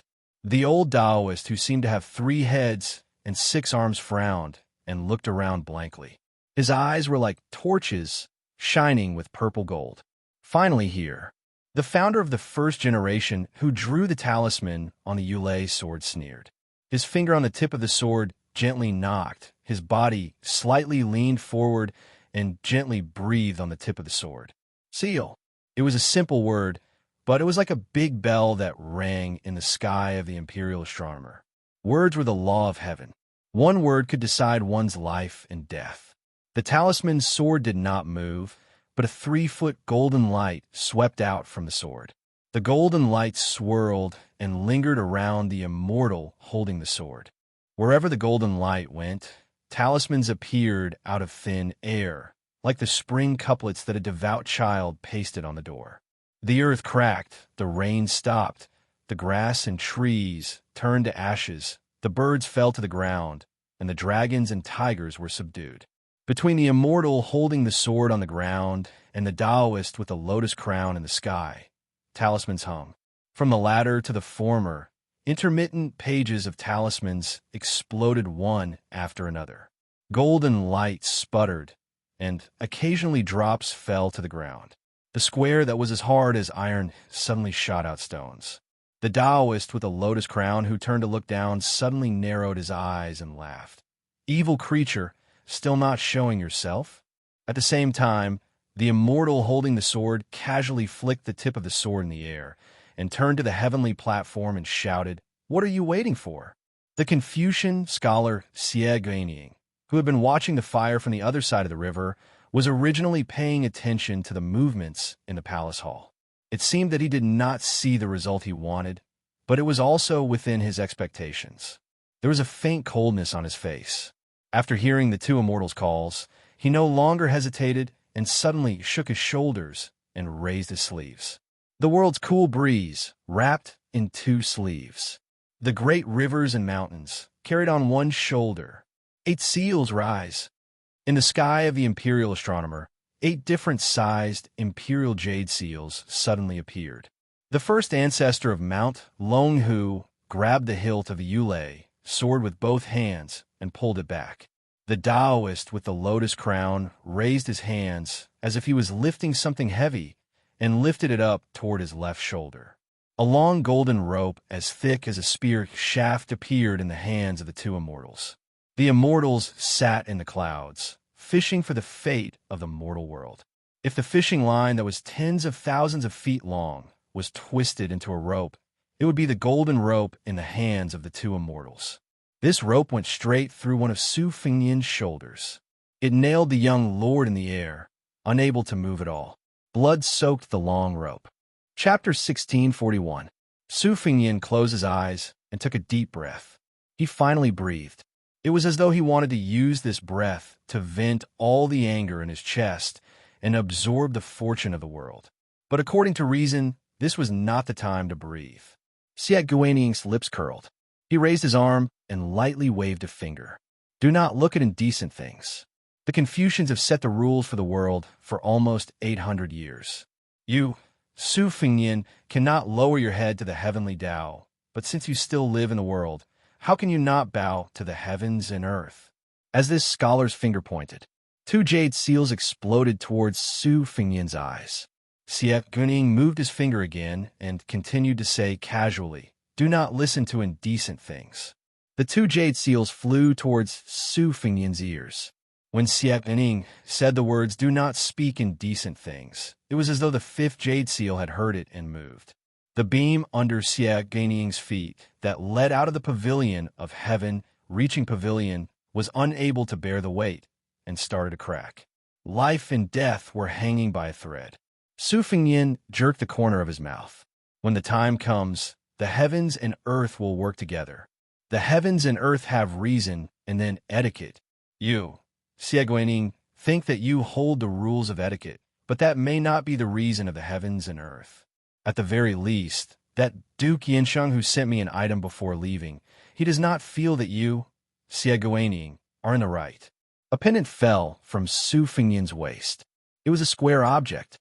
Just as the 5 jade seals were a hair's breadth away from each other, Su Fengnian had a thought. Do not move if you're wrong. Not only did the 4 jade seals vibrate violently, the other 4 jade seals that Xianxia had not moved also vibrated. Back then, when His Royal Highness had returned from his second journey, the old man had pointed at a piece of meat cut from the vassal king and said to his son that in the future, it would be up to the young to reason with others.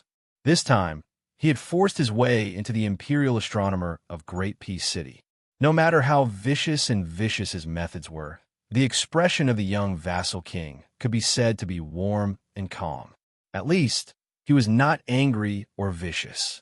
Su Fengyan, who was hung in the air by the long golden rope, began to walk with his saber. He walked toward the Tongtian platform, toward Xie Guining, who had schemed against him, Su Fengyan, and Bailiang. The long rope was pulled in a semicircle. The tip of Mount Longhu's founder's Yulei's sword and the hands of the Lotus Crown Immortal both appeared to be struck by lightning. The two immortals stamped their feet almost at the same time, trying their best to stop the long rope's swift and violent momentum. Xie Guaning's face was filled with shock. His gaze flashed across two places. One was on the roof of the Imperial Palace, the other was outside the city to the south of Great Peace City, and the other was in the capital area further south. He was both shocked and furious. Zhao Zhuan, Tantai Pengjing, Duke Yinsheng, you dare to work together to ruin my great cause. Su Fengyan, whose shoulder was still pinned by the long rope, swung his saber. Xie Guining, who was standing on the beam of the Tongtian platform, grabbed the 4 jade seals and arranged them in a line to protect him and Su Fengyan's saber. He himself flashed away, allowing the 4 jade seals to fall to the ground and the beam under his feet to break in two. Under the saber, the entire towering Tongtian pavilion was cut in two. Thousands of feet up in the sky, the saber seemed to have crashed into something with a bang. The two immortals looked at each other. After their gazes met, they released their hands almost at the same time. After Su Fengyan's saber, he turned and sneered. Want to leave? The Taoist with a lotus crown who had a red thread crawling on his sleeve side. He pulled all the long ropes with one hand and pulled back the red thread that was about to continue spreading, allowing the 2 red threads to freely dance around his sleeve.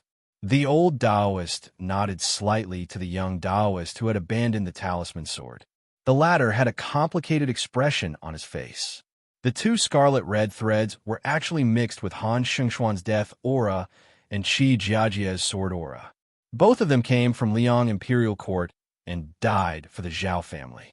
Using the fate of the Zhao family in Liang to attack the fate of the Zhao family in Mount Longhu was self-contradictory and wonderful. Presumably, this was the trump card used by the young king to destroy the immortal's purity. The next moment, the Taoist with the lotus crown, who knew that he could not escape, stood a few steps away from the ancestor of Mount Longhu and gently bowed to bid farewell. It was better for one person to die in reincarnation than both of them to die in the human world. A mirror appeared behind the old Taoist.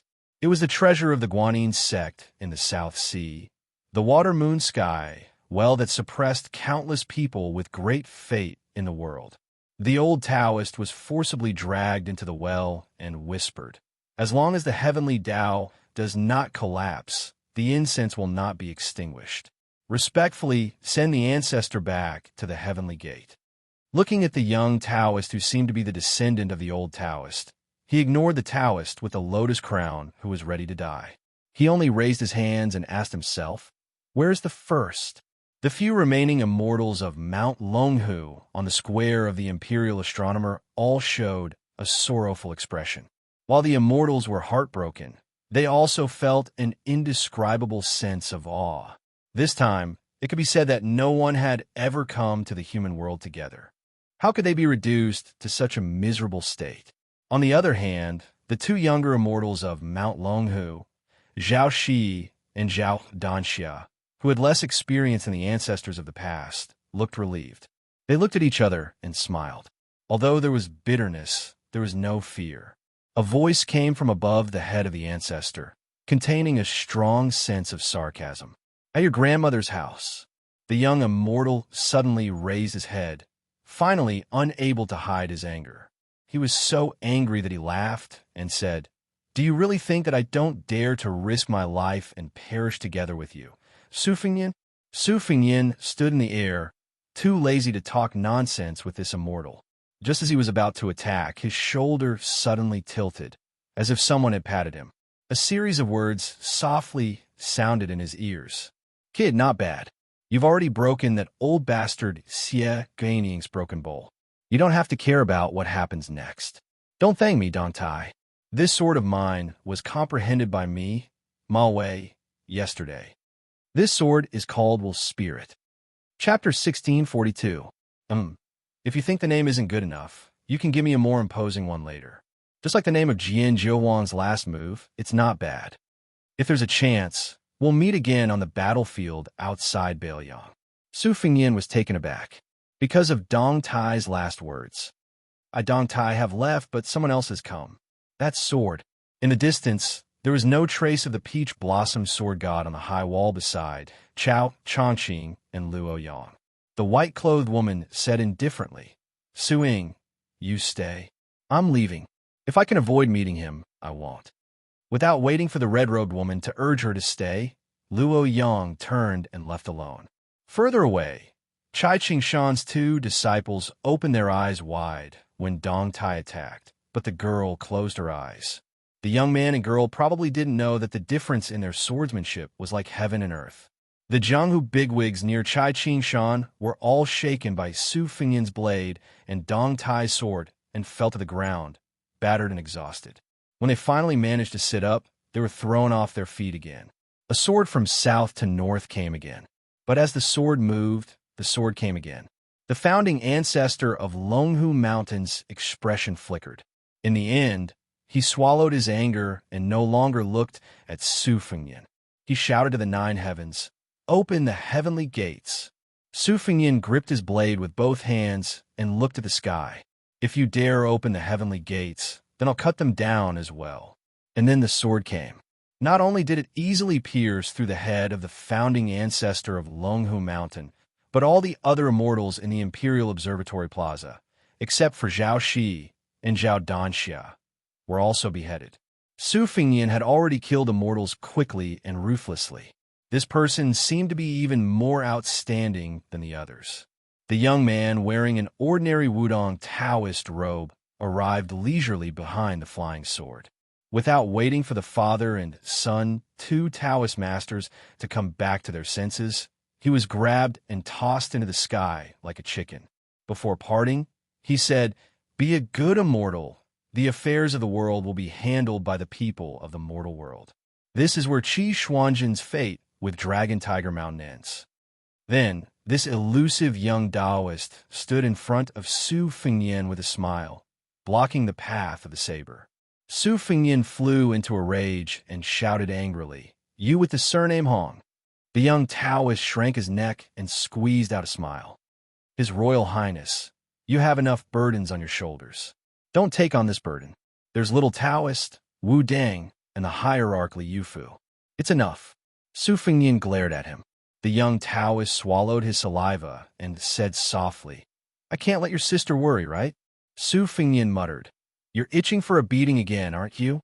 And subconsciously kicked him out of habit. The young Taoist jumped a few steps to the side. He was also used to his own cowardice. If it was many years ago, His Highness the Crown Prince would feel that his kick was very impressive. And the young Taoists on the mountain who were watching the fight between the young martial granduncle and the hedonistic Crown Prince would feel that their martial granduncle was really powerful. Every time he dodged those kicks every year, he would have the demeanor of an immortal. Now, His Royal Highness had become the king of Bailiang, one of the 4 grandmasters of martial arts evaluation. That timid but kind young martial granduncle had also become the immortal Taoist who rode a crane to Jiangnan. He had become Qi Xuanjin and Lu Zhu. But when they met again, he was still him, and they were still them. Su Fingyin's eyes secretly reddened. He said in a hoarse voice, You should have left the mountain earlier. One day earlier would have been better. My sister would have been happy for one more day. The young Taoist pursed his lips, wrinkled his face, and shed tears. He couldn't say anything. Su Fingyin suddenly put an arm around the young Taoist's shoulder and whispered, With Li Yufu's help, you can still see my sister, right? The young Taoist nodded vigorously.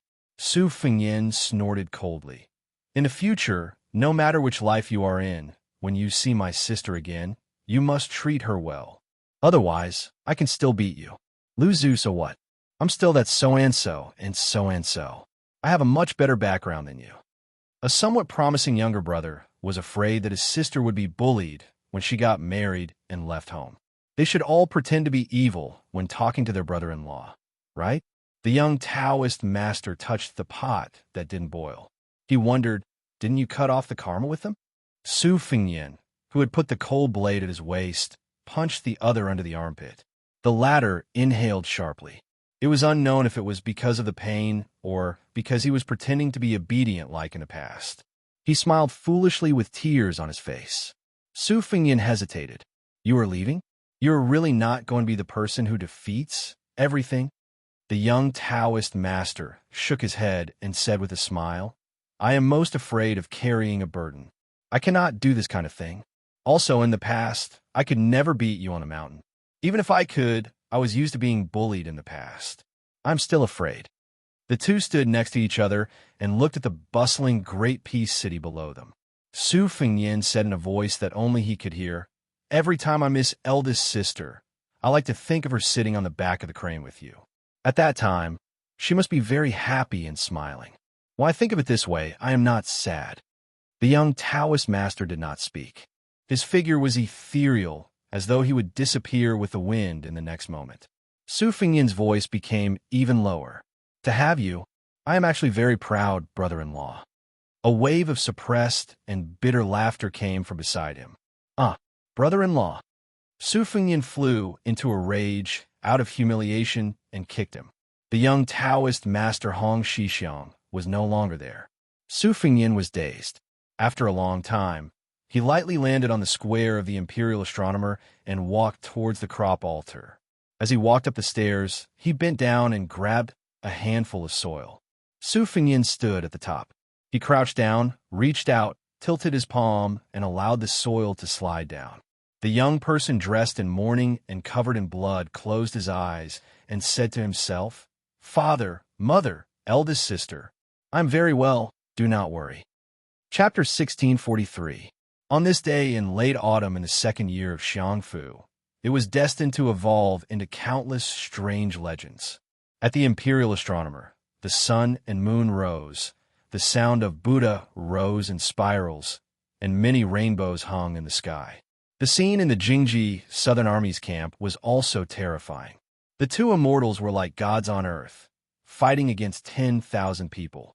Their figures were as fast as dragons entering the sea. In the process of the two sides fighting, the entire camp was torn into pieces. Everywhere they passed, they were unstoppable. In particular, the troops under the direct command of the new Minister of War, General Wu Zhongshuan, suffered the most. What normal people called not acclimatized to the climate was just physical discomfort.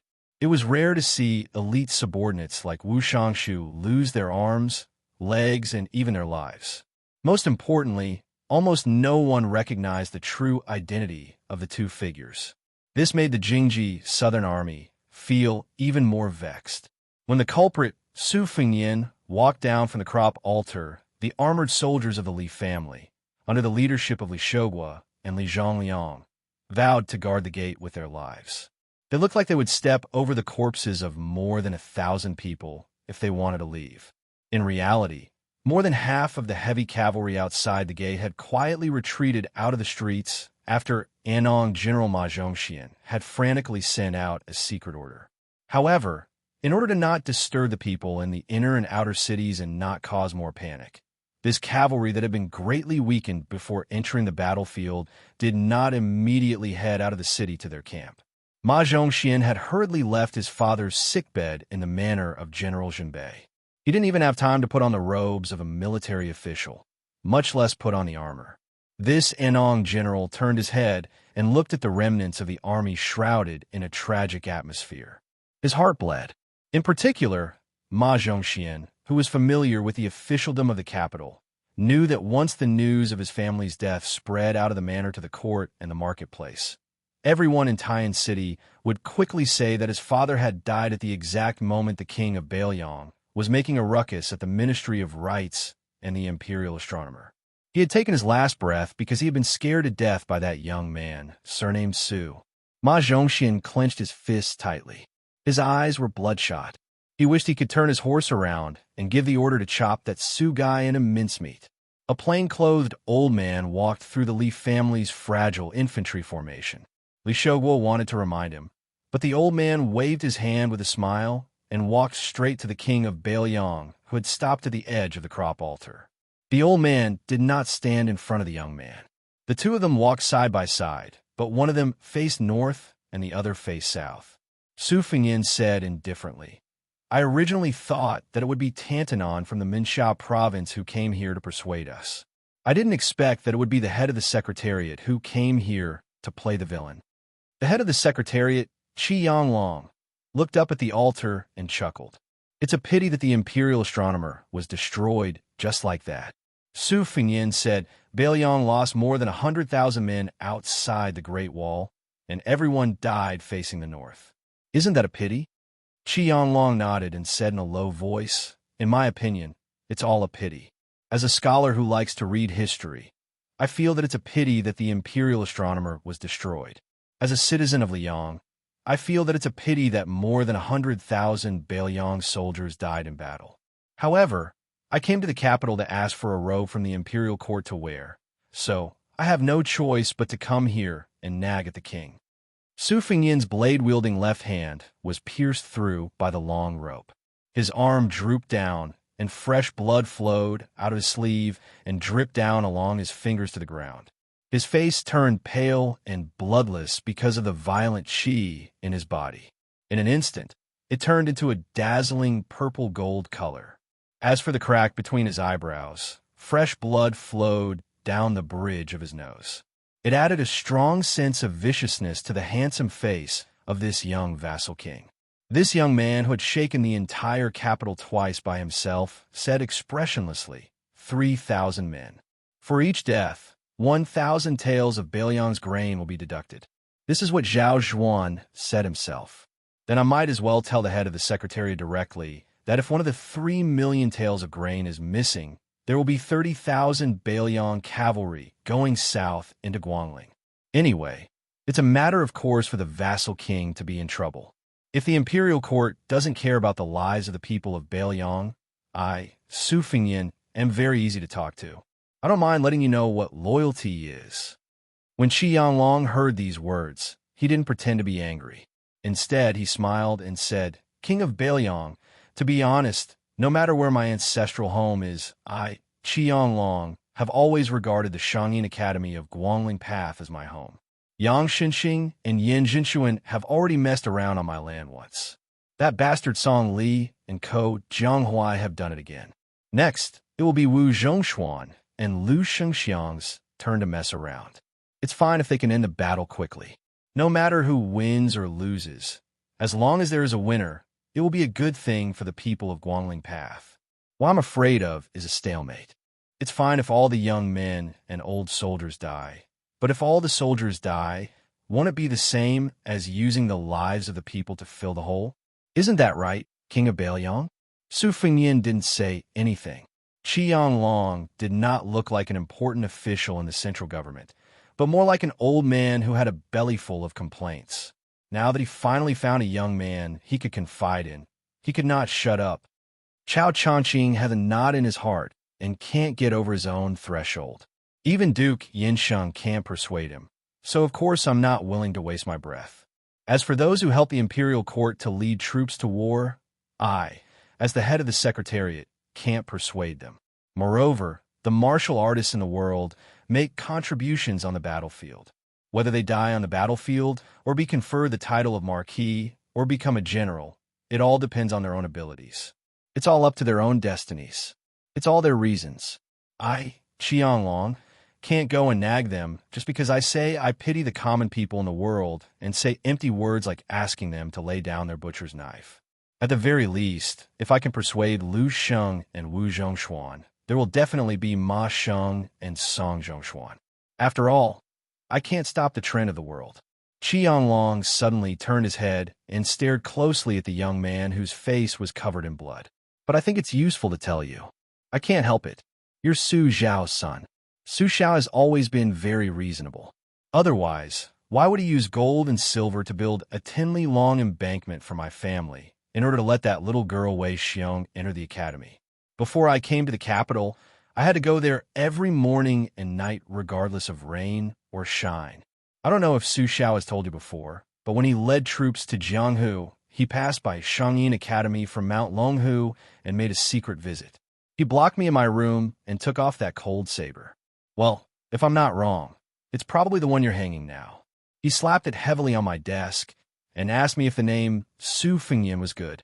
Of course, I gave him a thumbs up and said it was good. It was really good. Then your father immediately became amiable and said that Qi Long, was indeed a learned scholar. He even turned his head and asked your mother to say that I was full of military strategies. I was very happy. Of course, it wasn't because of this low-level flattery, but because in the end, your father didn't cut me with a saber. Su Fengyan raised his right hand and wiped his face.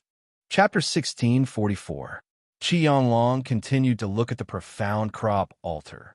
You definitely can't imagine how much money Bailiang sent over to build the embankment. No matter how long the embankment is, how much money would it take to build the Shangyin Academy with all the manpower and material resources? However, how much money did your father secretly send over? Do you know? It was a total of 3 million taels of silver. Therefore, not only did the Shangyin Academy gain a lake embankment with willow trees, but in the next 5 years, they also secretly built a library that was the best in Jiangnan. There were no less than 200 sets of printed books in the library. In addition to the mountain of silver, there was also a light secret letter that was handed to me. The words on it were the ugliest I've ever seen. However, for more than 10 years, when I had nothing else to do, I would often take it out and read it. The letter said that his eldest son would definitely be good at studying and would come to Shangyin Academy to study in the future. Perhaps in the future, the Su family would become the top scholar. That would truly bring honor to the family. If the son of a vassal king couldn't become an official, then being the top scholar wouldn't be bad either. When I first read the secret letter, I really wanted to write back and ask him, "You're a warrior who killed countless scholars. Do you have nothing better to do than let your son become a scholar? Your Su family is the most powerful official in your generation. You have both the pillar of the state and the hereditary throne in your hands. Do you really lack the title of top scholar?" I also wanted to ask him, what is 3 million taels of silver? So many people of the 8 states have died, and how many scholars have died? Can this little bit of silver compensate for the destruction of the mountains and rivers and the sinking of the central plains? You're a dignified butcher. Why don't you want your son to become a vassal king? Later, when I read the letter again, as time passed, the paper became more and more wrinkled, but my heart became calmer and calmer.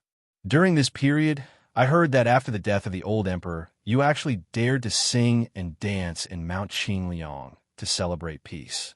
Fireworks could be seen all over the city, and music could be heard all over the mountain. Later, you were thrown out of the gate of the prince's mansion. That was why you had 3 years of traveling. At that time, I knew that Bailiang wouldn't be content with its lot. I once hoped that you could squeeze out Shenji Bao and succeed in becoming the king of Bailiang. However, you were willing to be a peaceful vassal king and let a general of Liang enter Bailiang. Bailiang would be Liang's Bailiang, and the people of Bailiang would be Liang's people. Half of the country's taxes would go to the Tu Liao, and the other half of the country's transportation to be transported to Bailiang. The country, When Su Fengyan heard this, the corners of his mouth twitched. The old man laughed self-deprecatingly. Of course, this is the wishful thinking of a pedantic scholar. Soldiers. To answer, the old man waited quietly. Su Fengyan answered, 10 against 10, 50-50. 100 against 100. My Bailiang will win for sure. 1,000 against 1,000. You'll lose miserably. 10,000 against 10,000. There's no need to fight, is there? The old man smiled. Really? Su Fengyan chuckled. I'm just more educated than Su Xiao. My temper is good. The old man nodded. Yes. That's why you went to the Ministry of Rites to teach the 2 assistant ministers a lesson. Then you came here alone. You didn't even give face to the Empress Dowager and started a massacre inside and outside the Imperial Astronomer. You even slaughtered a large group of immortals in heaven. Your Highness' temper is really good. Su Fengyan said unhappily, we just became friends. and now you're trying to take advantage of your seniority. Do you really think I don't have any strength left to return to Xianxia Wei? The old man roared with laughter. All right, I've used Su Xiao to get close to you, Your Highness. If I say any more, I won't be able to keep my old face. You, Su Fengnian, can fight, and the Bailiang cavalry can fight even better. I won't hide anything and tell you everything. No matter if it's the threat of losing 1,000 sure per person or the generosity of 3 million sure of transport. It's all the young emperor's impulsiveness. As the head of the Secretariat, I don't dare to take it seriously, and I hope Your Highness doesn't take it seriously. But I dare to guarantee that from the end of this autumn to the end of next summer, Liang, especially Great Peace City, will send 1 million sure transport to Bailiang even if they have to tighten their belts. If possible, they will send another 500,000 sure. After this, there are only 4 words: do your best. Su Fengnian frowned. The old man said emotionally, stop while you're ahead. Both sides have a way out. In the court, from the small officials to the high officials to those wearing official robes, and even the dragon robes, there has never been a happy person. Without waiting for Su Fengnian to speak, the old man sighed and said, I don't know if I'm mistaken, but even though there are more and more young faces in the court, when I'm among them, I feel a sense of lethargy. Maybe after the white-robed monk Li Xiaoxin's almanac was rejected, Zhang Jilu also feels the same sadness as me. The old man turned his head and stared at the heavily injured young man.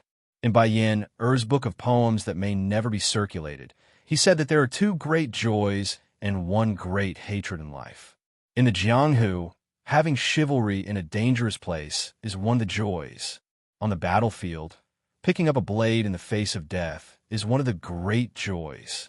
Every time I read in a book that the historians like to skim over piles of bones, the people are in a terrible situation. It is a great hatred. The old man said with a smile, pitifully, this blue-eyed man died early.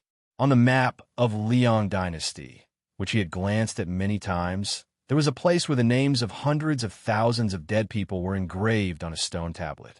In the history books that generations of scholars read, there are no longer only the names of winners and losers. Earlier, there was a fellow who said that he had seen you and showed off in front of me. In fact, if it weren't for the fact that I couldn't disobey the emperor's orders, I wouldn't have come here to be bullied. What's so good about you, Su Fengnian?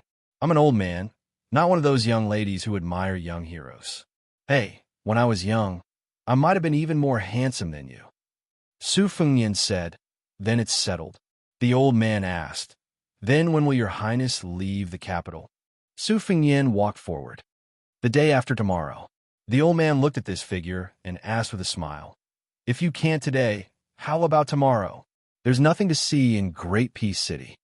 Su Fengnian stopped walking, turned around, and said with a smile that didn't reach his eyes, tomorrow?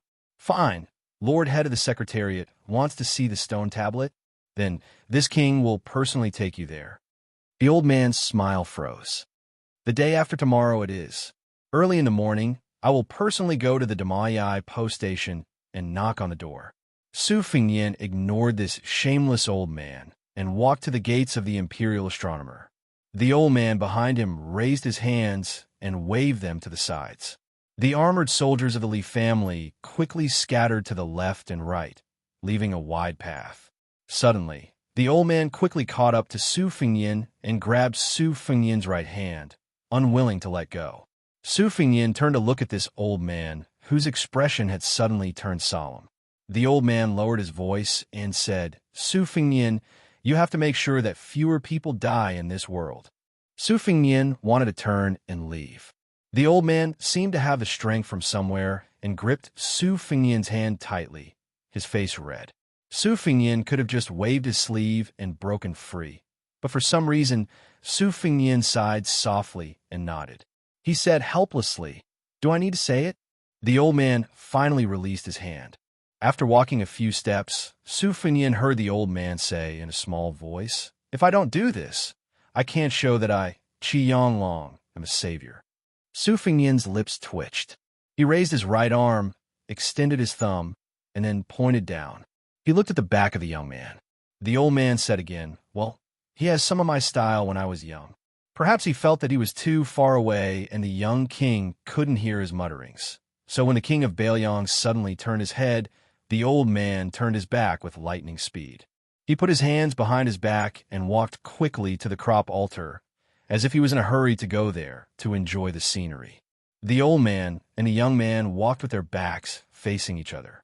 The old man restrained the expression on his face and said in his heart, "Green Eyes, if you were still alive, would you grit your teeth and not open the ban on the transport of grain, or would you go against all opinions and open the transport of grain?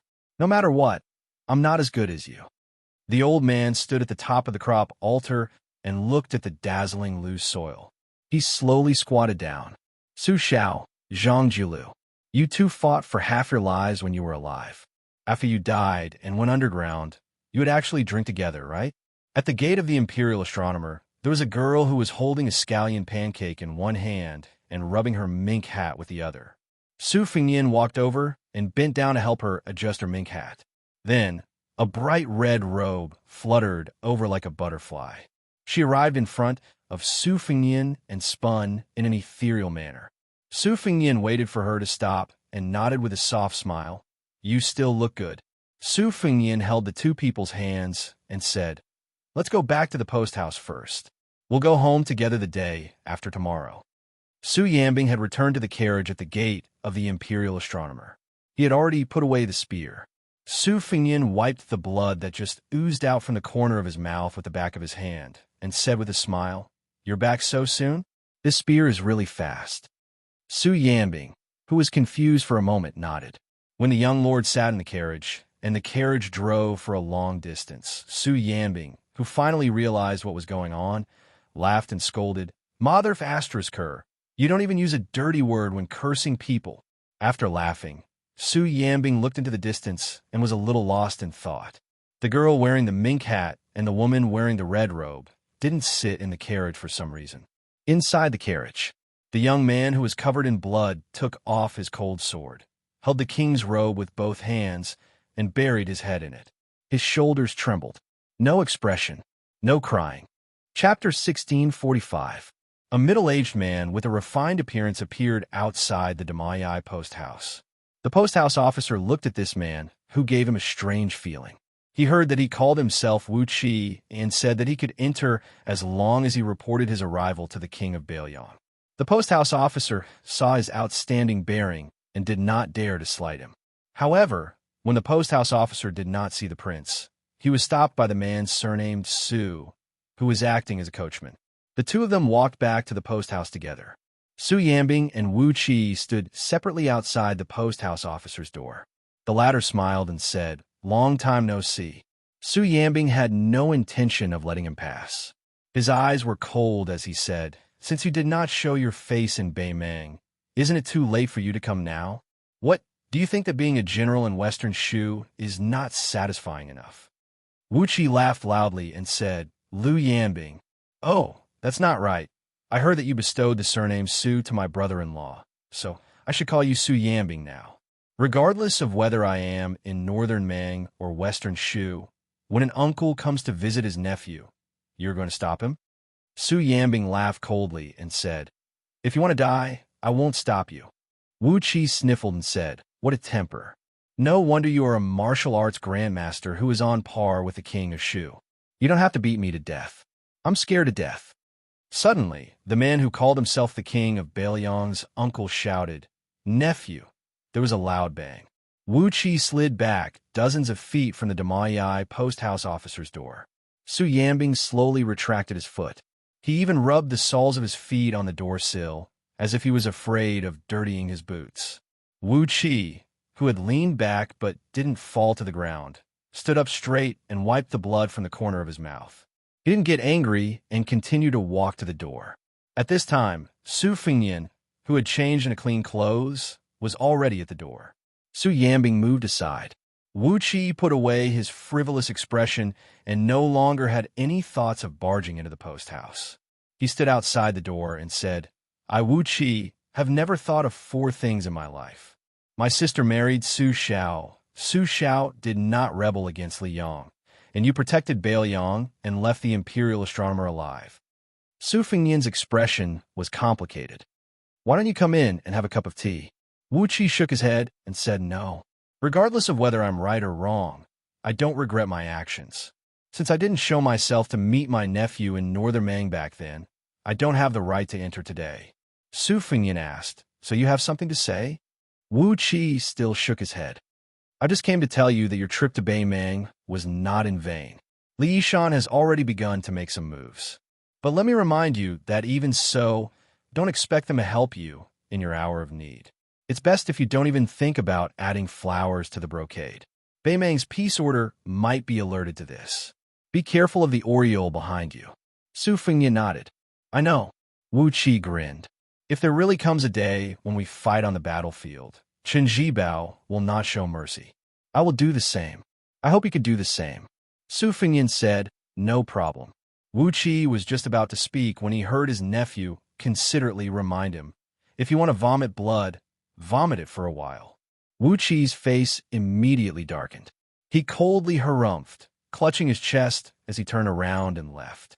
Su Yanbing glanced at his departing figure. He held back his laughter and said softly, that kick of mine was not heavy. Su Fengnian grunted. That's why I said that. Su Yanbing was speechless. That sentence seemed to have been much heavier than his kick. Su Yanbing suddenly turned his head. Su Fengnian helplessly said, forget it. The red-robed woman and a certain young girl not far away, who had been itching to give it a try, finally gave up. Su Yanbing laughed. Then I'll go find some wine to drink. The post house doesn't even have a bottle of green ant wine. That's too unreasonable. After saying this, Su Yanbing walked towards a restaurant on the street. Unlike yesterday's Damayai post house, where the majority of the guests were men, the seats of today's restaurants, inns, and tea houses were all filled with women. There were young women, plump women, and even many young girls who were in the prime of their lives. When Su Fengnian appeared at the entrance to see Wuxia, almost at the same time, flower hairpin women poked their heads out of the windows, their eyes shining brightly. There were those who were full of affection, those who were bold enough to cast amorous glances at him, and those who were shy and wanted to say something. There were also bold and unrestrained women who were shamelessly shouting the name of the king of Bailiang. Su Yanbing had not even entered the restaurant when countless handkerchiefs, round fans, scented sachets floated above his head, a large shower of fragrant incense. These women were all saying things like, I'll have to trouble this Bailiang warrior to give this fan to his highness. There were even more women who ran out of their rooms. They did not dare to approach Su Yanbing. In any case, they threw the letters in their hands at him and turned to flee. Even a half-step martial saint, Su Yanbing, could not withstand this terrifying array. On both sides of the street, soft whispers could be heard from upstairs and downstairs. CC, I told you a long time ago that my young master Su is the most handsome man in the world, but you didn't believe me. Now you've gone crazy. My eyes are about to get pregnant. If His Highness can walk out of the post house and get a little closer to hear him say a few words, even if I die, it will be worth it. All the handsome young masters of our great peace city added together can't compare to my big brother Su. I can't, he's really too handsome. Just looking at him from afar makes me drunk. It's a pity that I couldn't sneak out yesterday. Otherwise, I would have been able to see His Highness's heroic figure. Lend me your shoulder. I want to cry for a while. I've decided. In this life, I will only marry young Master Su. If that doesn't work, I'll just be a maidservant. Su Yanbing patted a scented sachet off his shoulder and decisively turned to walk back to the post house. He wondered if he should have His Highness leave Great Peace City as soon as possible. Weren't the women of the capital a little too formidable? Su Fengnian had already brought Xianxia and Suing back to the courtyard. He was dressed in purple and had come uninvited to lie down on a rattan chair under the eaves, resting with his eyes closed. Su Fengnian had also brought over a rattan chair. The woman in red who had taken off her veil crouched down next to Su Fengnian. The chuckling girl sat on the steps and had pulled out a scallion pancake from somewhere and was nibbling on it. Su Fengnian lay down on the chair and softly asked, Why haven't you returned to Mount Hui yet? Xianyuan Qingfeng did not speak. Su Fengyin opened his eyes and looked at the eaves. That year when he had entered the capital, it had also been at the post house in Great Peace City, on a wrought tan chair in this courtyard. Su Fengyin had talked to this crazy woman about snowmen and ideals. It was also at that time that the idiot with the wooden sword had left the Jianghu. Xianyuan Qingfeng did not open his eyes. He coldly asked, "After all these years, have you pitied me or yourself?" Su Fengyin smiled. "Both." Xianyuan Qingfeng fell silent. Su Fengyin said, "Thank you for helping me suppress Qi Jiajie's sword aura yesterday." Xianyuan Qingfeng coldly said, "You owe me the title of #1 in the world." Su Fengyin snickered. I know. As long as it's business, I guarantee that I'll be honest with everyone." Xianyuan Qingfeng started working and muttered to himself, "Business, huh?" In the next moment, there was only a light breeze under the eaves. Su Fengyin turned his head and looked at the wrought tan chair without purple clothes. He stood up and sat next to the chuckling girl. She took out another scallion pancake and placed it in front of Su Fengyin without turning her head. Su Fengyin took the slightly hard pancake and ate it in big bites. The red-robed Su Ying stood in the middle of the courtyard. Su Fengyin mumbled, "Turn around." The red pancake spun non-stop, pleasing to the eye. Su Fengyin smiled brightly. After the head of the secretariat, Qiang Long, left the imperial astronomer, the old man was personally led by the head eunuch of the ceremony directorate, Song Tung Lu, to a small hall located between the inner and outer court of Liang, the Hall of Immortality. The newly built Hall of Immortality was located in the inner court, but it was closely connected to the outer court. In addition, there were a total of 12 scholars who handled government affairs near the Hall of Immortality. This made the Hall of Immortality, which had been abandoned for many years, into a veritable central location. The Hall of Immortality did not take up much space. It was in the shape of an I shape, a typical front hall and back bedroom. In the hall hung a large plaque with the words "Fair and Peaceful" written by the late Emperor Zhao Dun. Recently, the small court meetings that the young emperor personally hosted had all been moved here. The introductions of important officials were also carried out here. A number of newly appointed officials, such as Tianzong, Dong Gong, and Huang Weidong, the leader of the old Green Party of the previous dynasty, Hong Lingshu, the general of Nanjiang who had replaced Liu Baijie as the Minister of War, and the head of the Peng family of Liaodong, who had succeeded Han Lin as the Assistant Minister of Justice, had all come here to meet the emperor. When Qiang Long stepped into the Hall of Immortality, Huan Wen, the head of the province, and Chun Wang, the assistant of the scattered left cavalry, were already present. Zhao Yuling, who was in charge of the secretariat, and Yin Mao Chun, the heavenly official of the Ministry of Personnel, who had different political views, were also present. However, the two of them stood far apart. Not only did they not have a harmonious atmosphere, but they also seemed to be estranged from each other. Of the 6 grand scholars, only Wen Shoren, the grand scholar of the Hall of Wuying, and Yin Jieshi, the grand scholar of the Danyuan Pavilion, were present. None of the newly established grand scholar of the Guangha Pavilion showed up. Other than that, there was also Zhao Yang, the commandery prince of Changshan, Gao Shizhi, the Duke of Yin, and Song Downing, the Marquis of Huaiyang. For ordinary officials of Liang, these 3 were low-key people who had long heard of their names